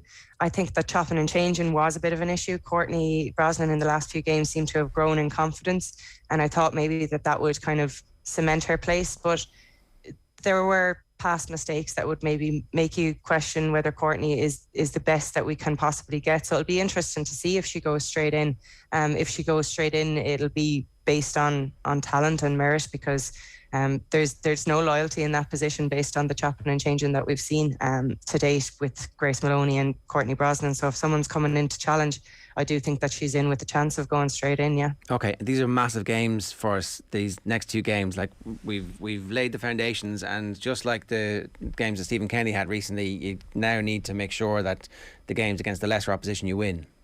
Yeah, so we're saying that we've taken that step because we've beaten the second seed, which were Finland, and the only way that we'll cement that is by comfortably starting to beat the teams who are ranked lower than us. We've always had a little bit of a struggle against Slovakia, but I expect us to kind of go out and win that game by a couple of goals. And at the moment, we're 1 win out of 2, which is a good start.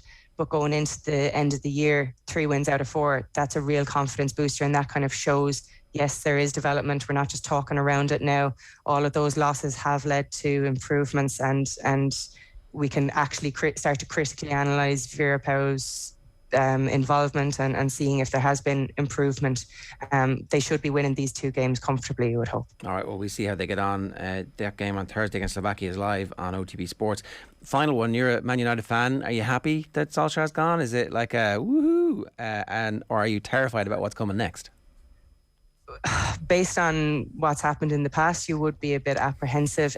It's just been such a slow, horrible demise to kind of watch it the way it happened. If it had happened maybe 6-8 weeks ago, it wouldn't have. You just felt so sorry for him, and the interview, like, it's heart-wrenching. He's a man who loved the club. I'm not jumping for joy that he's gone. I do think the change was needed, but now the club is in such a place and the results are in such a place that they're a much less attractive option for a lot of managers. It looks like a little bit of a poison chalice, and you're going to need someone who has the credentials but also is arrogant enough and has no loyalties to the club that they can come in and kind of turn it on his head and say, okay, Maguire, you're captain. I don't think you should be captain. I don't think you should be starting. Someone who has like a bit of ruthlessness about him, that they'll change the structure of the team, because there's a lot of players in there who didn't play for Solskjaer, and that attitude isn't good enough. And possibly do they look to offload some of them and just rebuild? I'd start bringing in youth players rather than playing some of the players who are there at the moment, because they're strolling around, the likes of Maguire, Wan-Bissaka. Bruno hasn't been fantastic. I mean, he was trying to get them to blame the players, the fans to blame the players the other day, and we do blame the players as a fan, because the absolute minimum you can do is run and close down players, and that wasn't there. And I don't think that's all on the manager. So whoever comes in has a massive task on their hand. All right, Karen, good stuff. Thanks a million for joining us. Cheers. Thanks a lot. That's Karen Duggan there. You can hear her every week on the Koi Gig podcast. And obviously, as I said, that game this week on Thursday will be live on Off the Ball on the radio. And then obviously the second fixture is tomorrow week as well. So it's a big, big week for the Republic of Ireland women's team, and we'll obviously keep you up to date with how they're getting on. A reminder, OTB AM with Gillette, proud sponsors of Movember. Gentlemen, let's mow. Greg Mallon has been in touch, listening to you from Japan, boys. Awesome timing for me, just as I finish work, 5:30 here now. Japanese rugby media reporting on France and Ireland, 2 fantastic performances. So we're big in Japan, Johnny. Yeah, there we go. Here's Vinnie Perth. He was on commentary duty with Nathan yesterday. He thinks Manchester United need to get Zidane on the next flight to Manchester now. Yeah, I think if they haven't got a plan and reports are to be believed, that would be shocking, because this is not a shock that Solskjaer has lost his job. It could have happened over the last month or two. Most average clubs have made a plan for something that's ahead of them. Even if Solskjaer had won a few games, you still reach out to people, you speak to their agents and see what's happening. For me, look, at the moment I see Zidane as a huge possibility. I think I know there's a language barrier there, but someone who's done it at the highest level, somebody who would get the respect off the players as soon as he walked into the dressing room. People will say different things about him. I thought tactically he outfoxed Jurgen Klopp in the Champions League game over there, in terms of he exploited Trent Alexander. Was really good tactically. People question his tactics. He went in, he won 3 Champions League in a row. Then he went back to the club a couple of years later and won a league title in a different way with not as many good players. So he's the standout candidate. He's not working at the moment, so that makes no sense that he's not on the next flight to Manchester. Then beyond that, there's lots of different things. Listen, if there was a manager that he really wanted at another club, Man United have the money to pay to buy him out. It's peanuts what would be needed. Even if it went to 15-20 million to buy someone out, that's nothing for a club of the size of Manchester United. So they have to put a new permanent manager in place, and they shouldn't be flapping around with that decision till the end of the season. If they do, they deserve all the criticism they get, because that would be so uninformed and underprepared that it's not good enough at that level. Daniel Harris, good morning to you. How are you getting on? I'm good. Hello, everyone. So, where to begin? Vinnie Perth there talking about what comes next. He's right. If Manchester United don't actually have a plan for this contingency, then that does not speak very well about the club. But I suppose we wouldn't be terribly surprised to find that. What do you think is the right thing to do? Is an interim manager the right thing to do, or should you just go balls out and try and get somebody right now? They should definitely be trying to get somebody right now, but ultimately it depends if the right person is available. Now, I don't have any confidence whatsoever in United to pick the right person, because ultimately, who is it who's going to make the decision? I mean, Joel Glazer is the person who makes all the ultimate decisions, and I believe that there were others at the club who would have fired Ole much sooner than yesterday, but he chose not to. And so ultimately it will be him that makes the decision regarding the new manager. And what does Joel Glazer know about football? Not very much. He's not a football person. I mean, I'm sure he'll take advice from Darren Fletcher and John Murtagh, but those two don't have loads of experience of doing this either.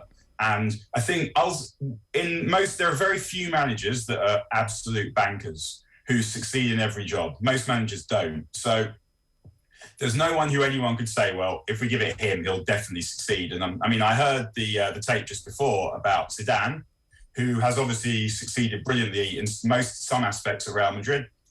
Doesn't look like Zidane wants to come to United. I don't suppose he wouldn't be my choice anyway. I mean, but as I said, you never know. Like, Zidane maybe could turn up and be brilliant, but managing this version of Manchester United is not the same as managing a team where you've got prime Marcelo, Varane, Ramos, Casemiro, Modric, Kroos, one of the greatest midfielders in the history of football, prime Ronaldo, Bale, Benzema. That he's not going to have that.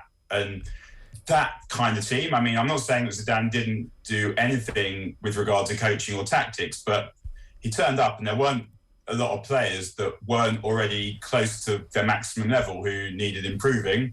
And when you have a midfield like that, you're going to control most games. When you've got Ronaldo at his peak, he's going to score in most games, and that's quite a decent starting point, whereas United slightly different. They just lost 4-1 to Watford. They lost 4-2 to Leicester a few weeks ago, and in between times they've been battered by City and Liverpool.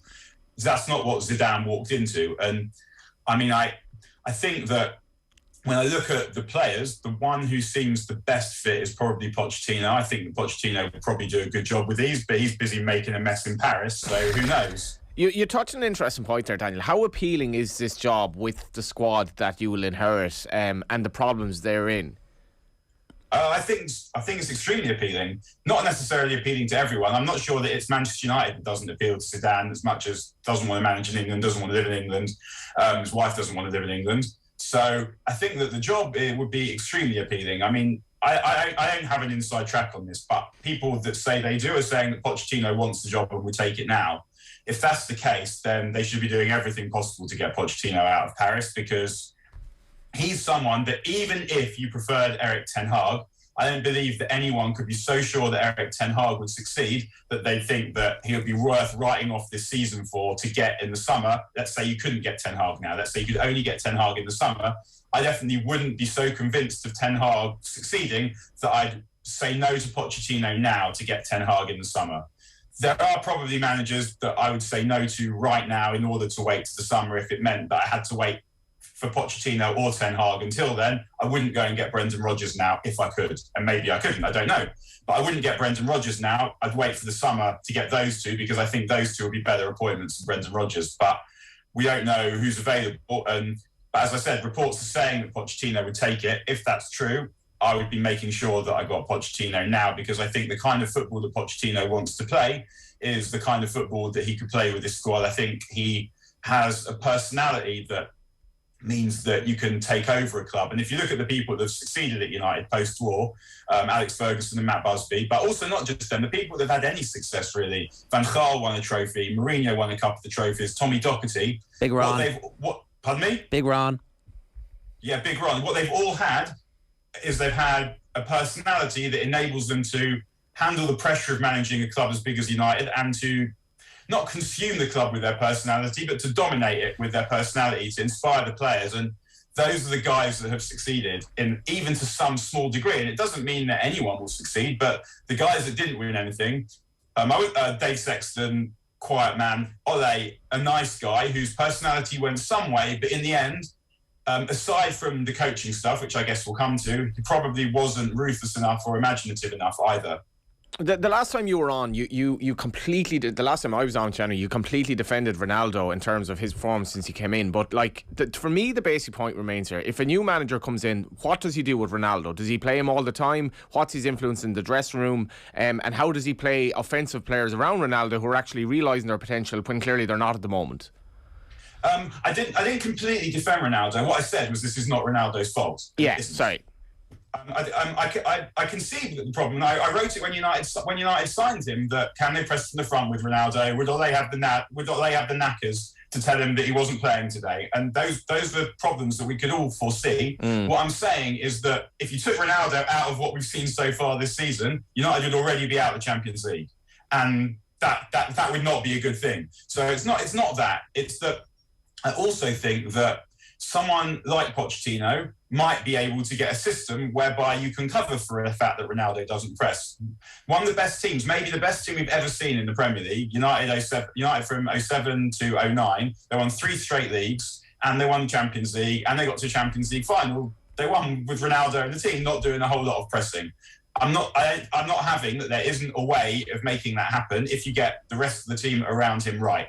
That doesn't mean that I think Ronaldo is the future of United. I don't. And I think, like a lot of United supporters, when I think about it as a supporter, I'm extremely interested to see how a forward line of Sancho, Greenwood and Rashford works. But that doesn't mean that I would toss Ronaldo out necessarily, because I think he's still a brilliant player and he's still an option. And that's one of the reasons you need a personality. You need someone who has the political capital to drop Ronaldo if he wants to leave Ronaldo out if he doesn't think he's suitable for the game, but also to devise the system. I mean, at Madrid, I think what happened was Marcelo did a lot of Ronaldo's pressing because he was young, he was athletic. I think that United have Luke Shaw, who might be able to do that, but there are also different ways of playing. You don't have to play a particular way. I don't think Chelsea do that much pressing, but they're top of the league because they've got a manager who's found a system that works for the players. And also, I think why Chelsea top of the league is because there are a lot of good players in the league now, and the most solid team are at the top of the league. I think I said this last time, not the team who have the highest top level, which is Manchester City. So I don't think it would be a matter of, let's say Pochettino gets the job of Pochettino coming in and me expecting him to suddenly stop picking Ronaldo and play that front three that I just talked about in every game, because that's not necessarily what you want in every game, particularly against teams that sit back, where it's not so much about pressing as it is about getting men into the box, using the width of the pitch, putting crosses, cutbacks into the box. And at that point, Ronaldo is an extremely useless weapon to have. So there are different things that work for every game. When Fergie was manager, and I don't want to hark back necessarily to Fergie, but a lot of home games against crap teams, he played 4-4-2 because he knew United would dominate the ball. So 4-4-2 gave him the opportunity to get fullbacks wide, to get wide players wide, and to get 2 men in the box. And it was really only in the big games mainly that he'd be playing 4-3-3, because at that point he needed that extra man in midfield. So it's not just about saying, well, a manager coming in, deciding what his first team is, and then picking it in every single game. I do think that the new manager needs to do what Solskjaer didn't do, and have roughly a first team that plays in a system, and then you change 1 or 2 players maybe from game to game, because you need to keep everyone fresh, you need to keep everyone on their toes, and sometimes just opposition means that different players are suitable. And I think that Ronaldo can fit in quite well to that, but I don't think that he should necessarily be an automatic choice. But as I said last time you asked me about this, if you had a fully functioning team behind him and then Ronaldo, you'd see a much better version of Ronaldo than the one that we've seen so far.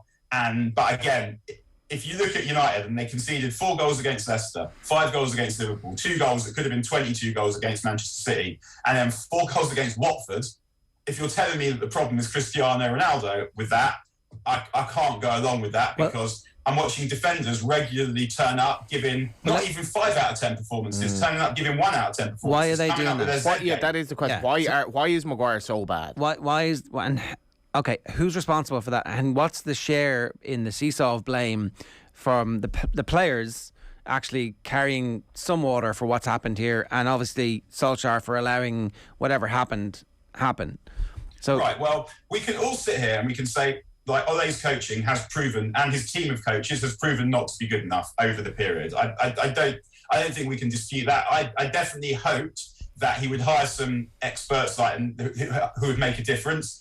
And I also thought that, as we saw last season, that what he was doing was he was getting good players in the right positions, and they were getting them enough of the ball for them to express themselves, and that to be enough. Now, the way that it has dropped off this season is extremely alarming and extremely weird, ultimately, because him not being good enough to take United from second to first shouldn't surprise anyone.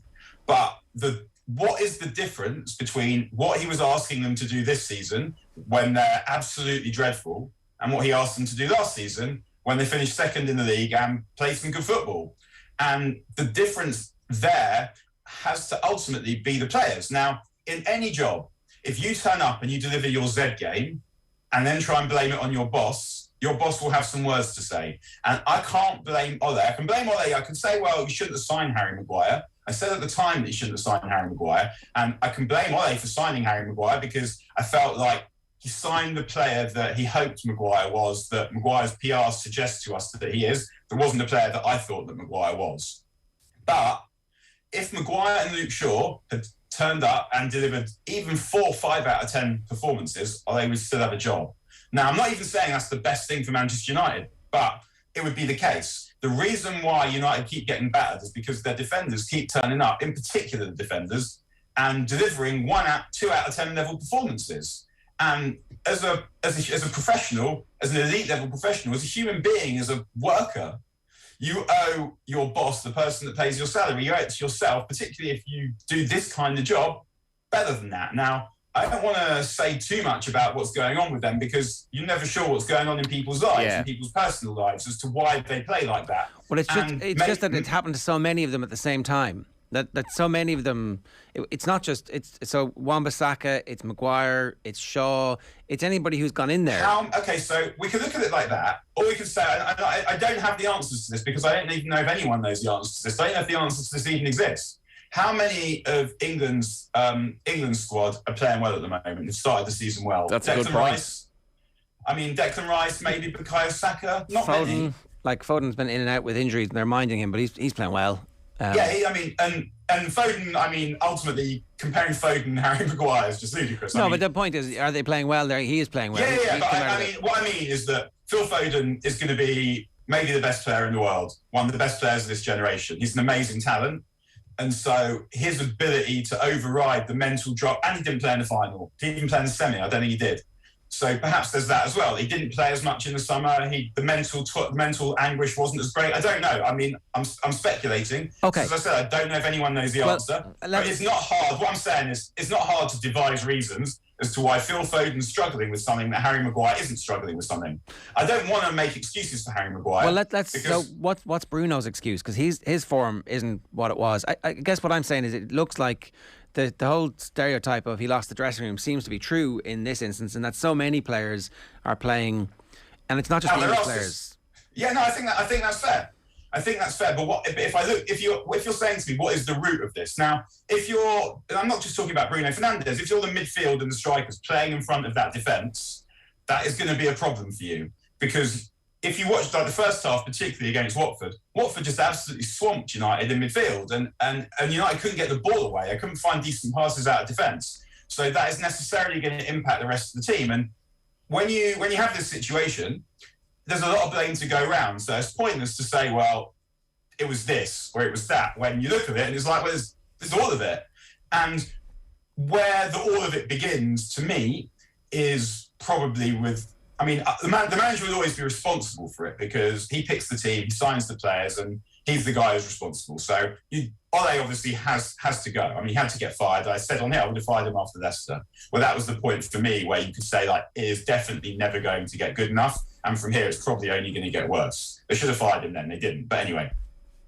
So, but Bruno played badly against Watford, and he hasn't played well in recent weeks, but he's not delivering the same level of howlers that Maguire and Luke Shaw have delivered. And I don't say this particularly with any anger at these guys. Because as I said, I don't know what's going on, and I can't understand the mental drop of what happened to them in the summer, of the effort they put into the summer, if that's what it is. But there definitely is a point at which the level of performance of Maguire in particular has been bizarre in how bad it's been, and some of the worst performances I've ever seen in all the time I've been watching football. That's true. You can blame the manager for that if you like, and the manager certainly has levels of responsibility that start with him signing Maguire, and then you can add giving him the captaincy if you like, but it still doesn't explain why someone as good as Harry Maguire, and I don't think Harry Maguire is the best centre-back I've ever seen, but we know that he's a decent player. He's a decent player. He's a decent Premier League player. He can go to a tournament and play well, so that level of player should be playing so badly. I don't know what the answer to that is, but I do know that the main answer to that is not Ole Gunnar Solskjaer, it's Harry Maguire. And I don't know what within Harry Maguire is making that happen, but I know that the answer relates to Harry Maguire, because when something is that bad, you can't blame someone else for it. You've got to take responsibility yourself, and I'm sure Harry Maguire himself would recognise that in a classically hang-dog interview if we had him. Yeah, okay. Let's talk about potential interim managers at the moment. Are there any names out there that are doing the rounds or that are in the ether that we haven't considered for this job yet?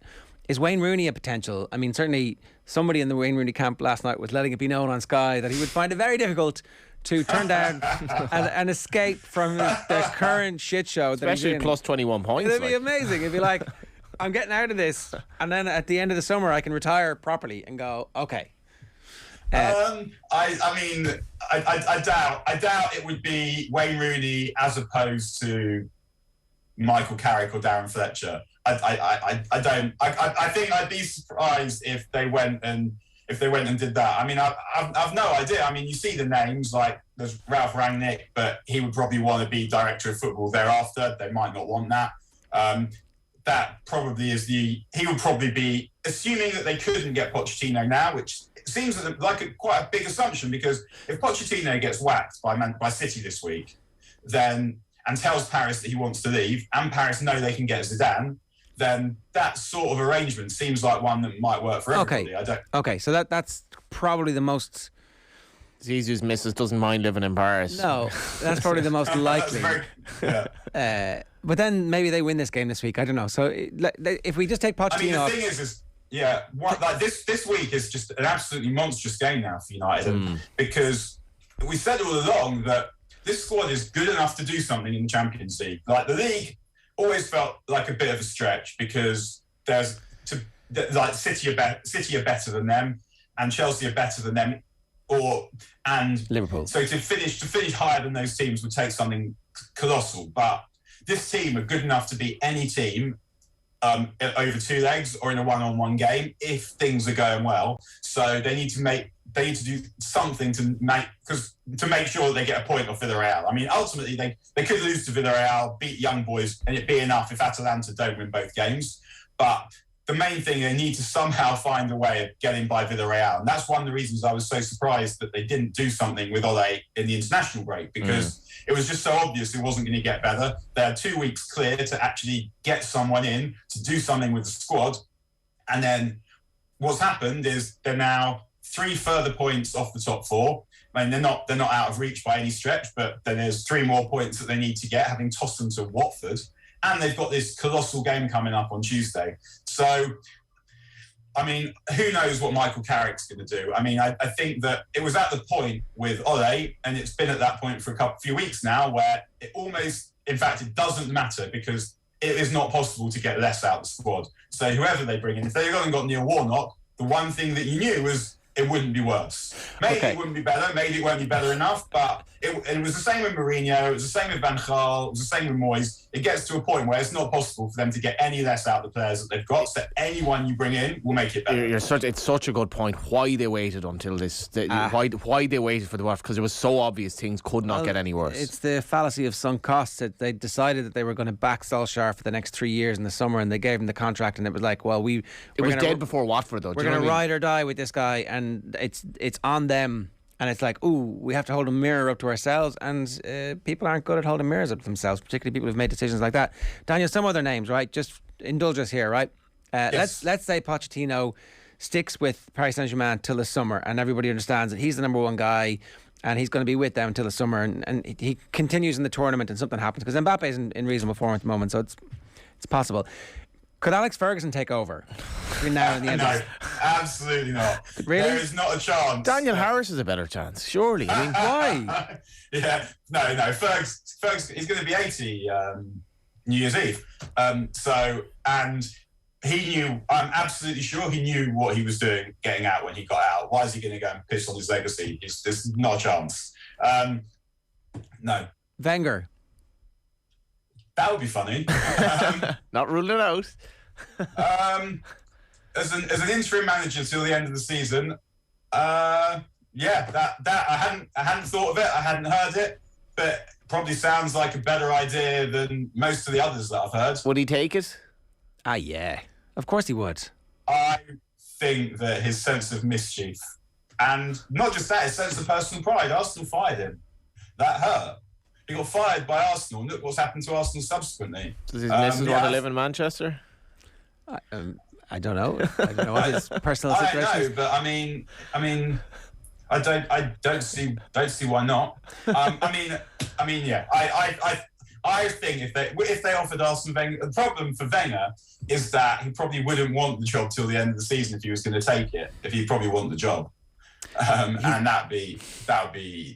that's not going to happen. He's got that professor of world football thing going on where that's a lot to give up, and it would be perfect. Kind of, I hand this over to somebody. To hand it. The other time, it might get him out of this biennial World Cup mess he's creating. Yeah. It's kind of like taking over the grandchild because there's a mess in the relationships. Yeah, like, I'll be the grandfatherly figure and I'll look after the child for, bring him to my little cottage in France for 3 months. The glue baby. Yes. I'm giving him back. I'm absolutely giving him back to you. Okay, so are we looking at a Mark Hughes figure or something like that till the end of the season, where somebody who we all know has no chance of getting this job and they're not going to give it to him, even if you win the Champions League, you're not getting this job? I don't know. I mean, I think that they'd probably wait and see. What happened, because it is only this interim situation. If there's no one obvious who presents themselves, who they think we should definitely get this person, then they might see what happens with Carrick. I mean, I would be amazed if Carrick was particularly good at this. He doesn't. I mean, what will be interesting with Carrick is it will be interesting to see who he picks. Because was he totally on the same page as Ole? I mean, it is a bit weird that everyone else has stayed. Usually, when a manager leaves, they take everyone with them. But it's kind of strange because it feels like they're all kind of tarred with that brush when the manager gets fired. That it wasn't just him; it was him and his staff. And it feels like Ole maybe. I mean, I'm guessing again here, might have negotiated for the club to keep his staff because he does speak about them a lot. And we all saw in the interview, he got quite emotional speaking about Carrick. Be interesting to see who Carrick picks on Tuesday. If he picks an Ole team, or if he does something a little bit different. Because, for example, Van der Beek came on at half time and played really well against Watford. Well enough to earn his spot, given how badly everyone else is playing. So I guess they might see what happens with Carrick over the next couple of games. And given that it is only going to be an interim, if it is going to only be an interim, let's say they can't get Pochettino or Pochettino doesn't want to come or whatever, then maybe they let Carrick see how it goes with Carrick, because who knows whether Mark Hughes is going to come in and make it any better. But, I mean, I just, like, no one really knows the answer to this. I mean, Mark Hughes is one of those polarising figures also. When I say he's polarising, I mean, he's polarising within the same people, because he's a United hero who then went and managed City and seemed to want to antagonise United at the same time. I personally have forgiven him as a supporter for that, because he gave me some of the greatest moments of my life. He was one of my first heroes. I had a hamster called Sparky sometime in the late 80s. Nice. I know. I had Robbo the hamster, who didn't last very long. And then I had Sparky, who was much more robust, and then went and died at our neighbours. So didn't call any pet after Ollie, did you? Some kind of congruence there. No, by the time Ollie was there, I was kind of beyond the age of hamsters. So yeah, I mean, Mark Hughes. People mention Laurent Blanc, but I mean, you saw me probably turn my nose up there. I saw myself in my own screen turning my nose up because I've seen Laurent Blanc complaining about like too many strong, fast, athletic black players. And yeah, it may be that he has apologised for that, and I haven't seen it and done like some kind of repentance. But in the meantime, just an adult saying that kind of stuff. No thanks. Yeah, no. After that, who else is on the list? We mentioned Rangnick. Rangnick obviously makes a lot of sense. He's never had as big a job as United, but he seems to know quite a lot about building football clubs. So, are there any left field selections to be made where, so if Eddie Howe was still on the available list, people in his supporters in the English media would have made the case for a young, progressive English manager. Look what he could do with the talent. I don't think Eddie Howe would have been good enough for this job. He certainly hasn't yet got the track record, needs to manage in the Champions League. It'd be good to see that. What about somebody like Bielsa? Bielsa, I don't know if Bielsa seems to be really happy in Leeds. I mean, he's a strange one, Bielsa, because he's delivered some amazing football, but not that much in the way of amazing results. But I don't think United are going to go and get Bielsa from Leeds in the summer and he's going to take the job. I don't think that's going to happen. I think that if Bielsa was available, he'd be someone you might go and get as an interim.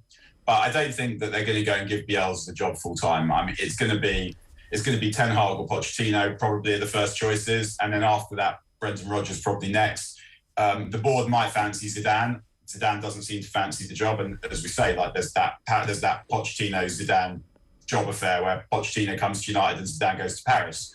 I don't think that Joel Glazer and the rest of the board, who ultimately have to carry the can for everything that happens at United, know enough or care enough about football to go and get someone out of their field, as you say. I don't think that they're busy looking around thinking who is the next. So we know that the best coaches in the world right now are probably Tuchel, Klopp and Guardiola. I don't think they're sitting there watching other football in other countries, young English coaches thinking who is the next one of these. Why would you run a football club and care about football? Well, that's exactly it, isn't it? I mean, United aren't there for the football. United are there they're an ATM. They're a cash machine for the Glazer family. That's why they bought them. It doesn't matter that they happen to be a football team. If they were making the same money and they were something else, and the Glazers saw that they were undervalued, if they're making arse paper and the Glazers saw that they were undervalued, then the Glazers might fancy buying them. And it's not to do with the actual football. It's just to do with the investment. And they saw that English football clubs were undervalued, that the biggest name was undervalued. They saw the avenues for sponsorship that hadn't been explored. Yeah. They saw the their way in TV rights. The Super League wasn't there, and then they bought. That's why they did it. It's their way in, of course, was in the row between JP McManus, John Magner, and Alex Ferguson. It was their shares they bought at the start to get this train rolling. So it all comes back to the Rock of Gibraltar and that horse. As Roy Keane said, I mean, we say it often. Roy Keane was right, and that is absolutely true. And I mean, it almost began before that, because Fergie had no leverage against the Glazers because they knew where the bodies were buried.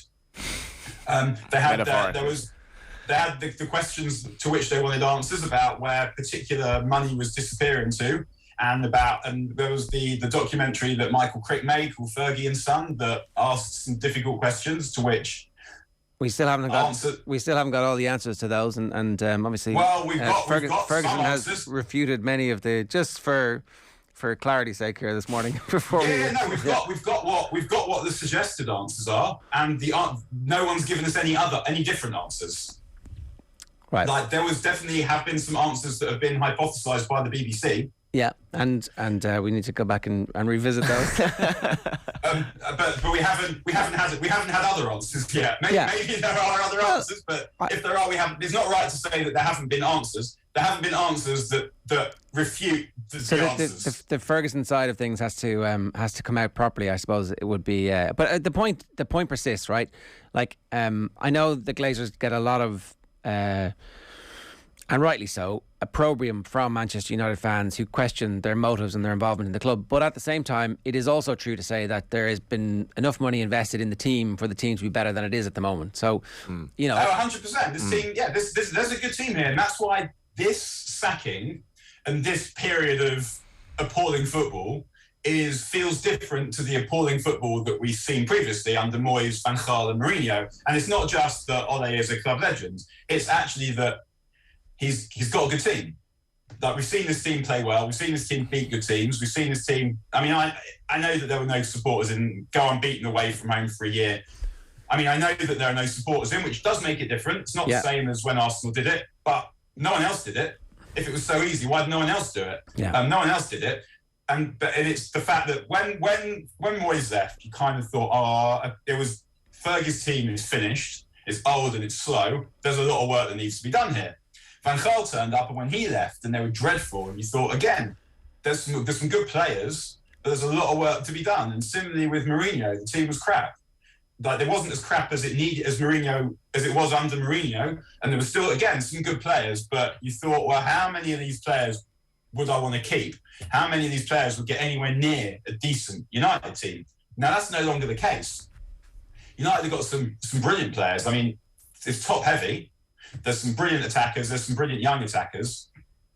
But there's a good enough team there to... Absolutely. To be... I mean, they finished second last season. Yeah, exactly. You added some central midfielders to this team, and let's go. And have a tactical identity, and all of a sudden. So it should still be a fairly exciting job. Daniel, we're out of time. Good stuff. Thanks a million for joining us. See you guys, everyone. Have a good day. It's Daniel Harris giving his thoughts, and we've only got to wait another 36 hours until the team are back out.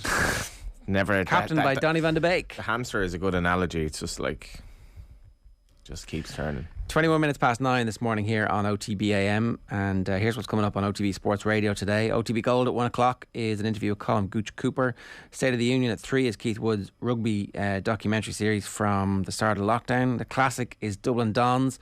It's a documentary about when we almost got a Premier League team in Dublin. OTB Gold is Joe meeting Gerlach Nan, and then Joe will be back from 7 o'clock with the show live on Off the Ball on News Talk. And a reminder, OTB AM is live every morning with Gillette, proud sponsors of Movember. Gentlemen, let's mow. Up next this morning, we're talking GAA with Tommy.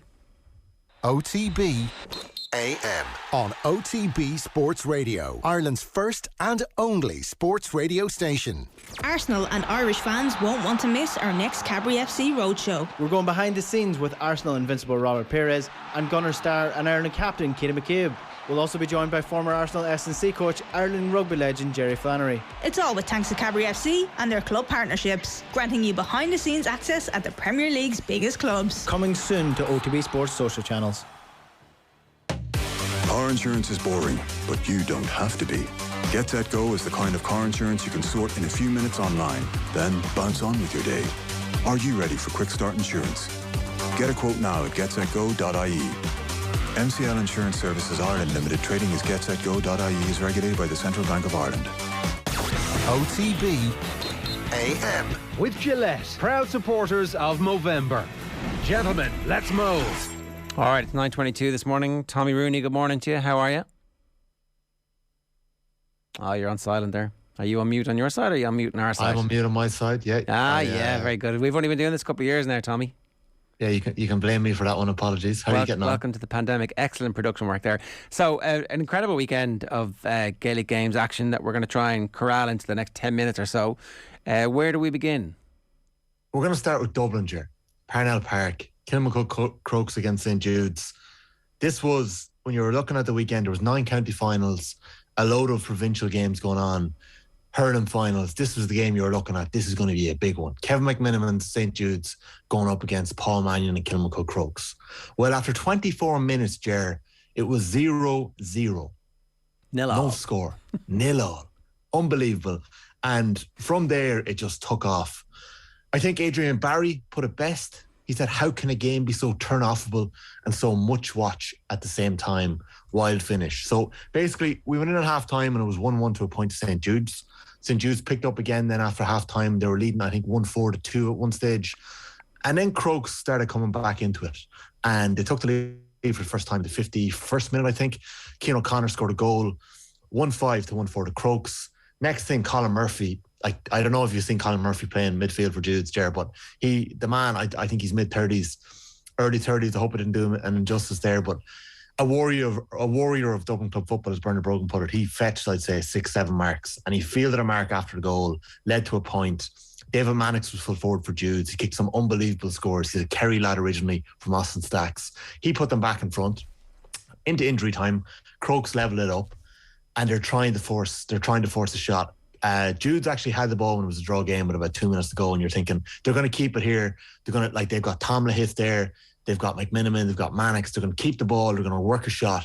They're going to play it like basketball, down to the shot clock, down to the buzzer. They get turned over. Lahith, I think, tries to win a free. He tries to barge through 3 or 4 players, gets turned over. Crokes break. They keep the ball, and they work it to the corner forward to come off the bench. Pearson, Callum Pearson, and he scores from the tightest of angles on the buzzer.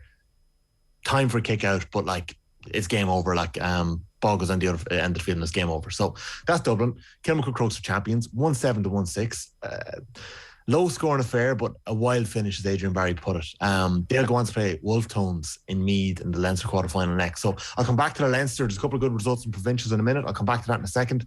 We're going to see an image here from Mayo, a class image of the Knockmore and Balmullet in the pre-match warm-up. The parade before the game. Flares. Knockmore won. Yeah, Flares, kind of League of Ireland style, Johnny, you'd like that. Knockmore are back-to-back champions. They bet the underdogs Balmullet. Not a great game by all accounts. It was 1-9 to 6 points. A 6-point win, but Knockmore got the job done. In Westmeath, St. Lomans bet Gary Castle after a replay. That's their 6th title in Westmeath since 2013. Gary Castle had this game in the bag last week. Even Desi Dolan come off the bench despite retiring the previous year. I think he's 42 years old now. But John Heston led Lomans to secure the replay the first day around and to win it this week. They're a really strong club in Westmeath, and they're playing Port Arlington and Leinster up next. Down in Fermanagh, Derry Connolly Harps, they have dominated the Fermanagh Championship in the last 7 or 8 years. It's their 6th title, I think, since 2015. They've won again. They bet Enniskillen. Enniskillen were an up-and-coming team, very young, had won all around them in underage over the last 7 or 8 years, and they took over. And in the Waterford senior final, Ger, the Nair bet Rathgomach by a point. Okay. So that was a big game. Now, the big one of the weekend was the Tipperary County Final. I don't know if you're following the story of Lockmore Castellini. The McGrath brothers, they drew the hurling last weekend into the football this weekend. They're one of these amazing Jew clubs that are playing week on week. We're going to have an image here of the McGrath brothers. They were playing Clonmel Commercials, who are probably the premier club in Tip. They're losing by 2 points. They're losing by a point. They have a free to equalise at an injury time. Drops short. Eventually the ball works its way to John McGrath. And it's like it's the 2015, 2016, 2017 All-Ireland final. Whenever it was, when McGrath buries that goal against Kilkenny into the Davin stand. He receives the ball, size 5 O'Neills, buries it into the bottom corner within a couple of seconds. So Clonmel naturally weren't happy for this reason. Shane Brophy tweeted this actually. The free count against Clonmel was 27 frees to 11. So they even themselves out over the course of the season now. I don't know whether it was discipline or what it was, but special mention John McGrath, man of the match last week in the hurling drawing final, man of the match this week in the football final, and they go again next week in the hurling. So down to Kerry, the semi-finals. We spoke about the Jude's Crokes game not being a great affair. The same with the Mayo County final. Well, Austin Stacks against St. Brennan's was not the best game to be watching for, I'd say, about 50 minutes. Going to have an image here of one of the most interesting parts of the first 50 minutes, which was Kieran Donaghy up against Stefan O'Cumber, who's back. We're having a look at him. We know that Jack O'Connor and Paddy Talley were in the stands having a look. They would have been impressed, Jerry, over the first 50 minutes. O'Cumber's ability on the ball, he hasn't lost any. He kicked a brilliant point, one of the first points for St. Brennan's in this game. and his athleticism. Like he was dragging Donaghy back down the field. It was a really good tactic. You want to see O'Cumber when he takes the ball in hand. He's so powerful. If Kerry wants somebody different to match Brian Fenton next year, maybe Stephen O'Cumber could do it, but he could also mix it up in full back too. I absolutely think he can play there. He played a lot of his game around there, and he dragged Donaghy down the field. There was times that Donaghy was appearing in the left half back position. We'll talk about where Kieran Donaghy finishes this game in a few minutes. St. Brendan's are basically a mixture of a couple of clubs around Tralee, so it was a local enough team, but they're a strong team. They've got Andrew Barry, centre back, brother Jack. They've got Jack Barry. They've got Jim O'Connor. Some of Jim O'Connor's brothers as well in the team. But yeah, they're a decent team, St. Brendan's, and I think it's 8 clubs that were on the starting 15, and they were talking about how difficult it was to get them all training together, etc. over the last couple of weeks. But anyways, this game turned into the story of 2 super subs in the last 20 minutes or so. The game was dragged into extra time. Ivan Parker come off the bench for St. Brendan's early enough in the game, and it was funny. The commentary team kept describing him as a streaky player. I was like, it's just a bit harsh on a young lad who's come off the bench. Eamon Fitzmaurice was saying he's streaky. He's got it in him, but he's streaky. Well, Parker kicked some gorgeous scores. I don't think he was very streaky in this game. He might have missed 1 or 2 frees, but he kicked some unbelievable scores. He had a bit of an edge about him, and he really kept Brendan's in the game. And next thing, they're losing by 2 or 3 points in injury time. I know we talk about late GA goals. You're thinking a flick in off a free or a dodgy scramble in the box, and it's knocked in. Ivan Parker receives a hand pass about 20 yards from goal, and he arrows a rocket into the bottom right corner. There was no stopping this shot. It was one of the best last minute goals I've seen. And actually, they were 2 points down. It put Brennan's a point up. Stacks had one last chance. They went down the field, and Sean Quilter. No, it wasn't Quilter. They scored a free to equalise it. Next thing, Sean Quilter comes off the bench for Stacks. I was surprised Quilter wasn't starting, because I've seen Sean Quilter come off the bench for Stacks before. I haven't seen that many Austin Stacks games, but I've seen this kid come off the bench and rescued him. He scored 1-2 in extra time. And then Parker's a bit of a shootout between the two of them. It ends up going to penalties. Quilter buries his penalty. The first 4 Austin Stacks penalties are unbelievable. Quilter buries the first. Parker then misses his one. It's a brilliant save by Wayne Guthrie. He used to play outfield. He used to be in the Kerry camp under Fitzmaurice. He's now the goalkeeper for Stacks.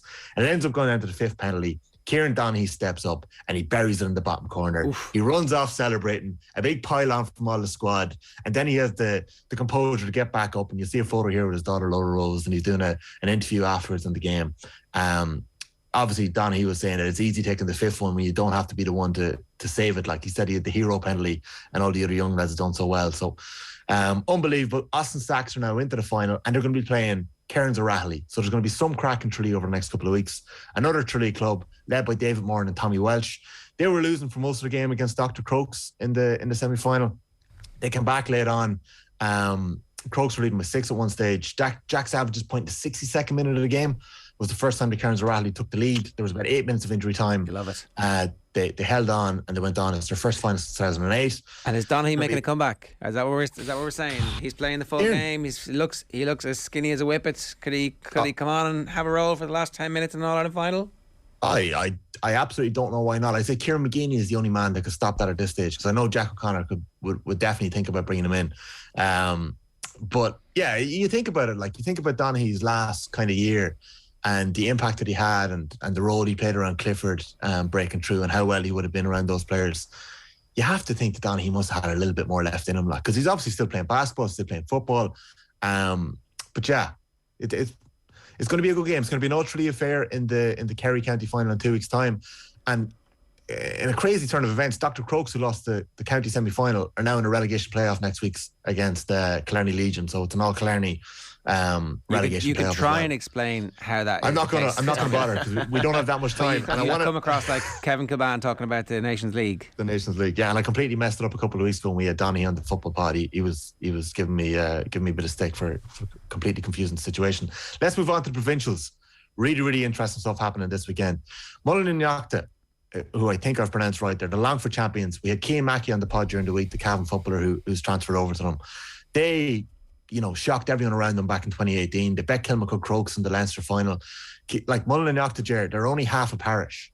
The other half of the parish is Gowna in County Cavan, and Gowna is the village. So Gowna has a wee bit of a town. Mullen and Yachtha is basically just a couple of families with a pub, a church, and a football pitch. It's all you need. It's the McGivneys and it's the Mulligans and a couple of other families, and they've obviously dragged in Cian Mackey, who's going out with a girl from Mullinachta and is got a site down there as well. So that's why he's down in Mullinachta as well. So throw that in. They lost though, but they lost. They were. He has a site. Sites are hard gotten. That's the best thing about GAA Chapter. So they were beaten by Blessington, like the Wicklow champions. I completely slept on how well Blessington are doing this year. They have got Philly McMahon in as a performance coach. We've seen the image there, the subs celebrating. But they bet them by a point, I think. Unbelievable. 2 points could have been unbelievable. And then elsewhere in Leinster, Nave Martin from Louth, they hammered Carlow champions Rathvilly, and Naas Ger, the Kildare champions, they bet Tullamore. Now, Naas were in a decent position for most of this game. Tullamore took over with about 5 or 6 minutes to go, and in the last minute of the game, Dara Kerwin scored a late goal to win it. So we've had John McGrath's goal, we had Ivan Parker's rasper to bring the game to extra time down in Kerry, but Dara Kerwin scored 2-4, 64th minute goal to win it for Naas. Last minute win. Unbelievable stuff. Who would be favourites for it outright now? Would it be Crokes or who would be actually favourites to win the... I'll be honest, I was talking to a couple of Galway people after my lock bet Carfin the last day and they were saying my Bellew have really pushed Carfin in any of the years that they've won the All-Ireland Club Championship. So they would be thinking they're a good shout. Serious scare yesterday. Let's cross over to Connacht, Johnny. Yeah, serious scare. So Beacham boss Andy Moran was an interested observer down below in Ballinamore. Sean Parker Dermody, he was obviously watching the Leitrim champions Ballinamore, Sean O'Heslin's. They ran Bellew my lock to 2 points and they had them rattled. Now there was a decent wind in the game. I may have had somebody voice noting me what went on and we'll be talking about it on the football pod later on. But Ballinamore, the Leitrim champions, were 4 points up on Mount Bellew. Shock was on the cards. And Michael Daly, son of their boss, Val Daly, stepped up. He kicked 4 unbelievable points in a row. I'm told. I didn't see it, but I'm told. So Mount Bellew, Moylock came back. They held off Ballinamore and they won by 2 points in the end. They'll go on now to play the Roscommon champions, Padraig Pearses. They've won a couple of Roscommon championships in a row. They've got the Dailies in there. And Mayo champions Knockmore will go on to play Tour de Strand, who also won yesterday against St. Kiernan's of London. The last senior provincial game I'm going to mention is in Ulster. Donegal champions St. Eunan's, managed by Rory Kavanagh, were beaten by the Derry champions Waddy Grahams of Glen. 8 points to 1-4. This is what you want. This is what happens when you put club championship games in November. It was just now. Maybe that's going to happen anyways. But a couple of dour results is what we're seeing across the board. Now, there was a couple of weeks there where the club championship was unbelievable, but I don't know. Some of the games this weekend have been very low scoring. Doesn't mean there were bad games. I'm not sure this one was the greatest game ever now, to be fair. But Eunan's were winning most of the game. Glen kick into gear with a couple of minutes to go. They get a penalty in the 58th minute. 2 minutes to go in the game. They miss it. They win the next kick out. They equalise it, a long range point. Eunan's keep the ball from the next kick out.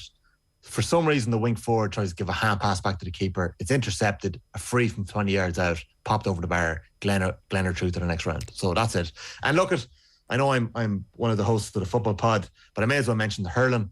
There was a couple of games going on. St. Ryan has won the Offaly Senior Hurling Championship for the third time in a row thanks to an injury time goal. Another injury time goal. Can't be bet. Kildalkey bet Kildale and Meath. In Galway, the second semi-final was finally played. It's been postponed multiple times due to a COVID outbreak in the Gort camp. Well, St. Thomas's hammered Gort yesterday by 420 to 8 points. And down in Cork, we're going to see an image here of Conor Lahan, the Middleton captain. They bet Glen Rovers. Now, this to me was a bit of a shock. Glen Rovers are led by Patrick Horgan, and they're one of the probably the standard setters down in Cork for the last couple of years. But it is a third final defeat in a row for Glen Rovers and Patrick Horgan.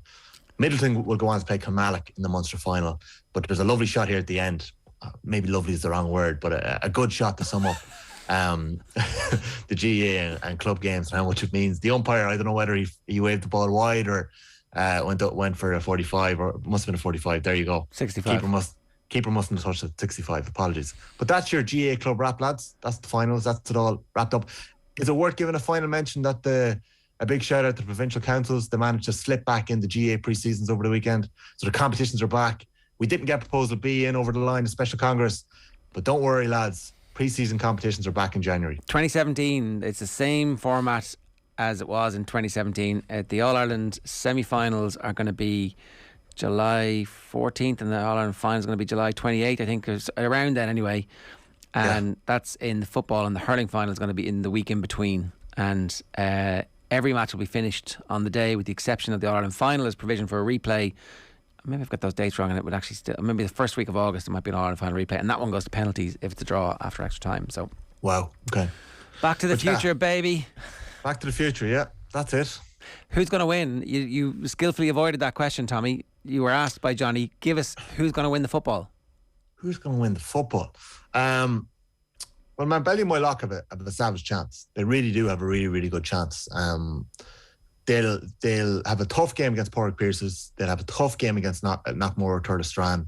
They've had a potential shock. So in Ballinamore, so like they'll have a really good chance now of getting really well cooked and getting to an All Ireland semi final. Like in Leinster, Kilmacud Crokes are going to be gunning for that title, but they didn't look amazing yesterday. Now I know Jude's played quite a defensive style, and they were like, there was a lot of times in that Dublin final yesterday, lads, when there was 30 players within the 45. Maybe 29. Swashbuckling football from Dublin. So like if Cian Moore could pick them apart in the quarter final, well, Wolftones, Cian could be making a comeback to the Meath County team. All right. Always retired too early. Bye bye. Tommy, good stuff. Thanks very much. Just like that. OTB AM live with Gillette, proud sponsors of Movember. Gentlemen, let's mow. Catch the football pod with Paddy and Andy, and of course Tommy Rooney. You can get it for a 24-hour window exclusively on the OTB Sports app. And I've told you what's going up with OTB Sports Radio today. 2 quick final comments for you. Carrick will be more of the same. Inertia. And Brian Brady, that was from Grey Mouser. Brian Brady says Maguire cupping his ears against Albania to silence his critics and getting sent off the very next game. Greatest schadenfreude in football ever. It's like it was pretty amazing. It was like, look, we're Albania beating up on these crap teams.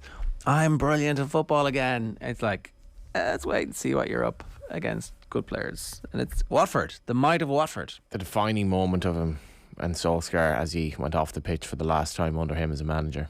Tomorrow, lost souls. Tomorrow on the show, Owen's back in studio. We're talking to Kilkenny star Owen Murphy. There's rugby with Louise Galvin and more football as well. Be sure to tune into Off the Ball tonight. Keep an eye on the radio tab on the OTB Sports app. OTB Sports Radio is live all day long. Right now, more reaction to the weekend's football. Here's Vinnie Perth with Nathan. Enjoy. So, Vinny, a 3-0 win for Manchester City against Everton. Not a game that will live long in the memory, as routine as you will get for City.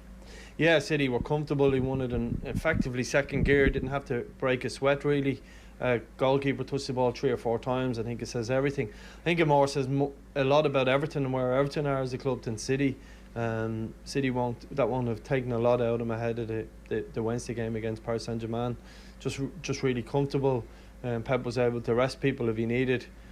Just a straightforward win. Now some great goals as well, to be fair. The first goal is brilliant. Raheem Sterling's movement is excellent, but João Cancelo is just one hell of a footballer and a brilliant pass outside the boot, and ultimately they've run out 3-0, and if they needed more goals they would have got them. City aren't as scintillating as they were 3-4 years ago when they were winning the title and scoring huge amount of goals, but they had Aguero, I felt, at the end of it, that had that bit of X factor, and David Silva was there as well. Are we still taking that play for granted, though? Because it feels as though that's just another match where Manchester City have 80% possession. Like, how difficult is it to play that well? Yeah, I think it's stylistic in terms of, you watched the Liverpool game yesterday, very similar in terms of how comfortable both teams were, but the difference is Liverpool have that real speed and power and that counter-attack from the fullbacks, whether it's Trent getting forward, creating chances. City do a different way where their fullbacks play narrow to allow the wingers 1v1, so it's just different styles. You look at Chelsea, have obviously a different style completely, but there's no doubt that this City team are on a run, they're on a real roll. We all would love to see that great centre forward play for them, but I think if you finish ahead of City this year, I think you win the league. I think they're that good. Can they survive without the striker? Can they win the league without a striker? Yeah, well, it depends. It depends on Foden kind of chipping goals. I made the point in commentary. I think Gundogan, Son and Bernardo Silva are certainly have to get into the 10, 11, 12 goals in the season. I think that's important for them. So, yes, they can. They have all the different formations where they play with the false 9, whether it's Mahrez chipping in with goals, Sterling. So I think they can. I think they've got the players. But what they have done when they couldn't get Kane, and they didn't just panic buy someone for the sake of it. They've trusted. Palmer was very good today, but he's not ready yet, obviously. But a couple of young players coming through, they'll be patient, and they won't just spend money for the sake of it. So I think it's something they will survive ultimately if they need to. What they have still is incredible strength at the back. 8 clean sheets now in 13 games. Like, they had an easy ride today. Everton rarely threatened in anywhere, looked like threatening. You mentioned João Cancelo's pass. Can you talk about where he is as a player now, both going forward but also defensively? Because there were questions at times about him defensively last season, as there seems to be about all those sort of more modern fullbacks. Sure, yeah, they say it about Trent Alexander as well. Look, I think his recovery pace is brilliant, and that gets him out of a lot of problems. Because he's not marauding centre back or full back, it means he's not high up the pitch, so he doesn't have to run back as much or as far a distance. He generally plays from the central area. But I think he's someone who could play central midfield. He could play as a number 6. He's the all-round footballer. His passing range is sensational. He arrives into really difficult areas to mark, and if he needs to get forward and create something in that sort of number 10 position, he can do that as well. So he is the ultimate fullback. He is that modern day fullback. He's not, as I said, he's not someone who's going to overlap 5 and 6 and 7 times, but he'll hurt you from a deeper area and allow your wingers stay wide, and ultimately that's City's play. It looks like sometimes City are playing off a playbook. You nearly know what's going to happen next, but it's all right knowing it. You need to be able to stop them, and I think he's key to a lot of the good things they do. They do struggle in the left back position. He's had to play there today. But he looks comfortable playing any position, to be fair to him. What about Everton then? Barely laid a glove on City today. They are missing, through injury, really the spine of their team, through Yerry Mina, Decore, who was outstanding until his injury, and Dominic Calvert-Lewin in particular. Do those injuries allow Rafa Benitez to get away with setting up a team to play like that today, as negative as they were? No, I don't think it does in modern day football. I think fans don't accept that. I think you could lose. You can lose to Man City 3-0, but at least lose and have a couple of shots on goal. If Seamus Coleman maybe had a half a shot, if you want to call it that. Other than that, they did a couple of counter attacks where they lacked a little bit of quality. That's not enough. They've got to do more. I think Benitez is quite lucky to start the season so well, because he's not there's not the same noise around that would have been if he hadn't started the season so well in terms of winning the first games. But yeah, there's no doubt they're missing players through injuries, and fans will see that to a point. But today, I mean, if you're an Everton fan, today's depressing. It's depressing. It's a waste of time. Waste of time. You're better off losing 4-3, 3-1, 2-1, and at least you've something to cheer about. Today was just non-existent, and it was unfortunately, he gets criticised over, but it was Benitez tactical masterclass and doing nothing, and that's not good. And you want your team to do a bit more about you. So it was just poor from them. So there was nothing about them, and I'd fear for this Everton team that unless they got players back quickly, that they could struggle. No doubt about the big story of the day and of the weekend. Ole Gunnar Solskjaer finally put out of his misery. He looked so deflated after the game yesterday against Watford, where it seemed inevitable, and then the statement finally came through today. Can he have any issues with the decision the Manchester United board took? I suppose yes and no. I think we will never know the inner workings of it, but Manchester United, the recruitment and the management of the club over the last 2-3 years has been shocking. But ultimately he's the one that carries the can for that, and he has to pay the price for it. But the recruitment, I mean, you go back to the season, they finished 3rd and 2nd. You look at someone like Martial, Rashford, Greenwood, they had a season where they scored over 60 goals between them. And United had big problems further back the pitch, and all they've really done is brought in Sanchez, Cavani, Ronaldo, and they haven't fixed the problems further back in terms of the recruitment. So he carries the can. That's the job as a manager. The team reflects you. They were absolutely awful yesterday. There was no heart, there was no spirit. I think they won't analyse the game too much now over the next few days. They'll analyse the next manager and where Solskjaer failed. But when you look at the 3rd goal, for argument's sake, the ball came to Martial. He just gave it away and just stopped and walked. And United were punished and went 3-1 down. That says it all for me. But that's where I think he's made some mistakes himself, like bringing on Martial at half-time made no sense. He looked like he'd given up because he's been left out of the team, and he hasn't been able to play the football he needed. So it's quite a mixture. I understand where the manager feels a little bit hard done by in terms of the recruitment and the way the club is being run, but ultimately he has to pay the price for those results. And when you look at the players that they do have and the talent at their disposal, albeit a somewhat lopsided squad, does a new manager come in and give the sort of bounce that Solskjaer gave when he came in? Does a new manager turn that around, or do you look at say the attitude of a Bruno Fernandes, whose form has just dipped for club and country dramatically over the past 6 months, of what Harry Maguire's doing. Do you think a new manager fixes all that? No, I don't think so. I think you can fix it short term, and you can definitely get a boost. But ultimately, I think United have had problems in around the back four and the number 6 or the defensive midfield position. It's going to cost a lot of money to fix that over time. There's no doubt. I've watched Ronaldo live against Ireland, for argument's sake. There's no doubt that he's a special player, but he's left them in no man's land in terms of what they are. They're not a counter-attacking team, and they're not a high-press team, so they're in no man's land because of that. And he's been brilliant for them in terms of the late goals. So they're in no man's land. They need a strong manager, I think, to come in there and re-galvanise that team. And ultimately, I can see part of what happened at Rodgers at Liverpool, and the same thing. He took Liverpool only so far. Didn't have the sparkle of Stardust to get them over the line, and it looks like it's the same thing as happened to Solskjaer. So I think they need another manager now to reinvent them. So it's going to be it's a difficult position to be in, but it's only the only way is up for them. So maybe it will excite some people. The difference is obvious that Liverpool had Jurgen Klopp ready to go when Brendan Rodgers went. Manchester United just seems to be a complete basket case behind the scenes now. The talk today is that they started looking around after the 5-0 against Liverpool a month ago and haven't been able to come up with anybody either interim or full-time.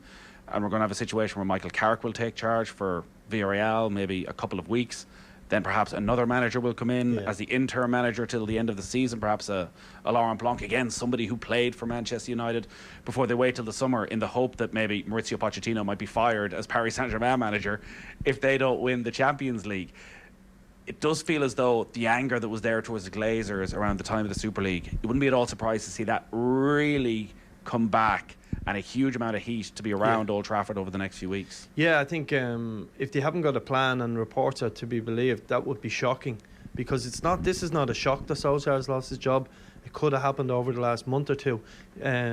Most average clubs have made a plan for something that's ahead of them. Even if Solskjaer had won a few games, you still reach out to people, you speak to their agents and see what's happening. For me, look, at the moment I see Zidane as a huge possibility. I think I know there's a language barrier there, but someone who's done it at the highest level, somebody who would get the respect off the players as soon as he walked into the dressing room.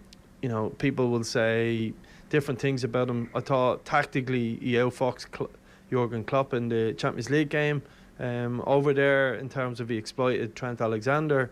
Was really good tactically. People question his tactics. He went in, he won 3 Champions League in a row. Then he went back to the club a couple of years later and won a league title in a different way with not as many good players. So he's the standout candidate. He's not working at the moment, so that makes no sense that he's not on the next flight to Manchester. Then beyond that, there's lots of different things. Listen, if there was a manager that he really wanted at another club, Man United have the money to pay to buy him out. It's peanuts what would be needed. Even if it went to 15-20 million to buy someone out, that's nothing for a club of the size of Manchester United. So they have to put a new permanent manager in place, and they shouldn't be flapping around with that decision till the end of the season. If they do, they deserve all the criticism they get, because that would be so uninformed and underprepared that it's not good enough at that level. To switch focus to another manager, season is over. Yeah. What is happening? Look, the season's just over, so it's switch off time. It was a really difficult couple of months, but it was probably the best 4 or 5 months I've ever had in my career, in one sense, and at times the worst. But it's been brilliant. I'm delighted I went back. I probably feel personally that I achieved more in those 4 or 5 months than I did in my other 9 years at the club where we did success. Why? Because it was such a difficult environment. When I took over, the club was heading towards a relegation playoff. There was real disharmony in and around the club. There was no connection with the supporters, and we ultimately got that back. We had an amazing run in the summer, proved how good them players were. Their performance in Europe was outstanding, and we finished the season together with the supporters. I think the supporters in Dundalk have been brilliant. So for that point of view, it has been a brilliant couple of months. New owners have come in. I sort of the owners of the club owed me a favour in one sense, because they asked me to come back. I turned the job down, and then a couple of weeks later they had a bad result against Waterford. I went into it. I've spoken to them over the last couple of weeks about doing the right thing by the club, and I'm hopefully I played a small part in the decision of putting it back into local hands.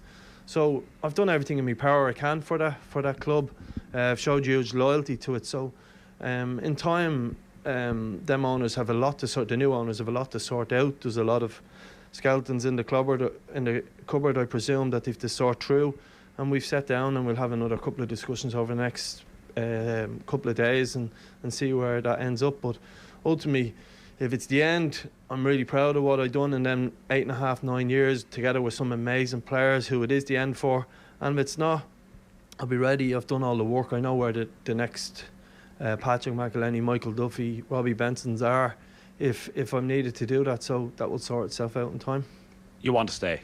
No, I want to be involved in football. I love it. I have a real passion for it.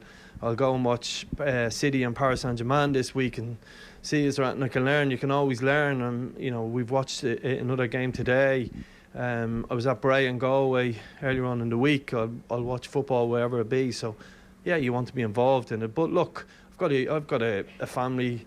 I've got a life, all of them things outside of football that doesn't play out in the public eye that I have to concentrate on. So I'll make the right decision by me in conjunction with the club, and it'll sort itself out in time. What was it like on Friday night, an end of season strange one where it's up against Derry, where so many of the players are going to? What was the conversation like around the dressing room as to what's next? It was definitely a tough week. It was a tough week. Like a lot of these players have achieved so much with, like, ultimately you've got to remember that the Ireland senior international manager came out of that dressing room, Jamie McGrath, Darrell Horgan, so many of our lives changed over that last 8 or 9 year period with all the success we had, and I was there for it all, like fellas, almost like their big brother. I was there, someone to rely on, and that's the last time I've sort of been in a dressing room with Michael Duffy, Patrick McElhenney, and there will be others we know that will leave as well. So that's tough to take. It was really emotional, very, very difficult, and I would have loved them to have that cup final next week. I think the players deserved it, and we ultimately fell short in the semi-final. So it was tough the way it ended, but at the same time, there's been that much harmony and togetherness in the group over the last sort of couple of months. It sort of was pretty special in the end, the way it finished. So a lot of good times come the end. So really sad. We lost some good people. It's obviously a good thing now that Peak Six are gone and it's back in local ownership. In a way, is it the end of, and maybe it wasn't a dream, maybe people were getting too excited when Dundalk were getting qualification for the Europa League and all the money that was involved. There was always a sense that maybe this is the moment an Irish club steps up to the very next level and can compete in Europe on a regular basis.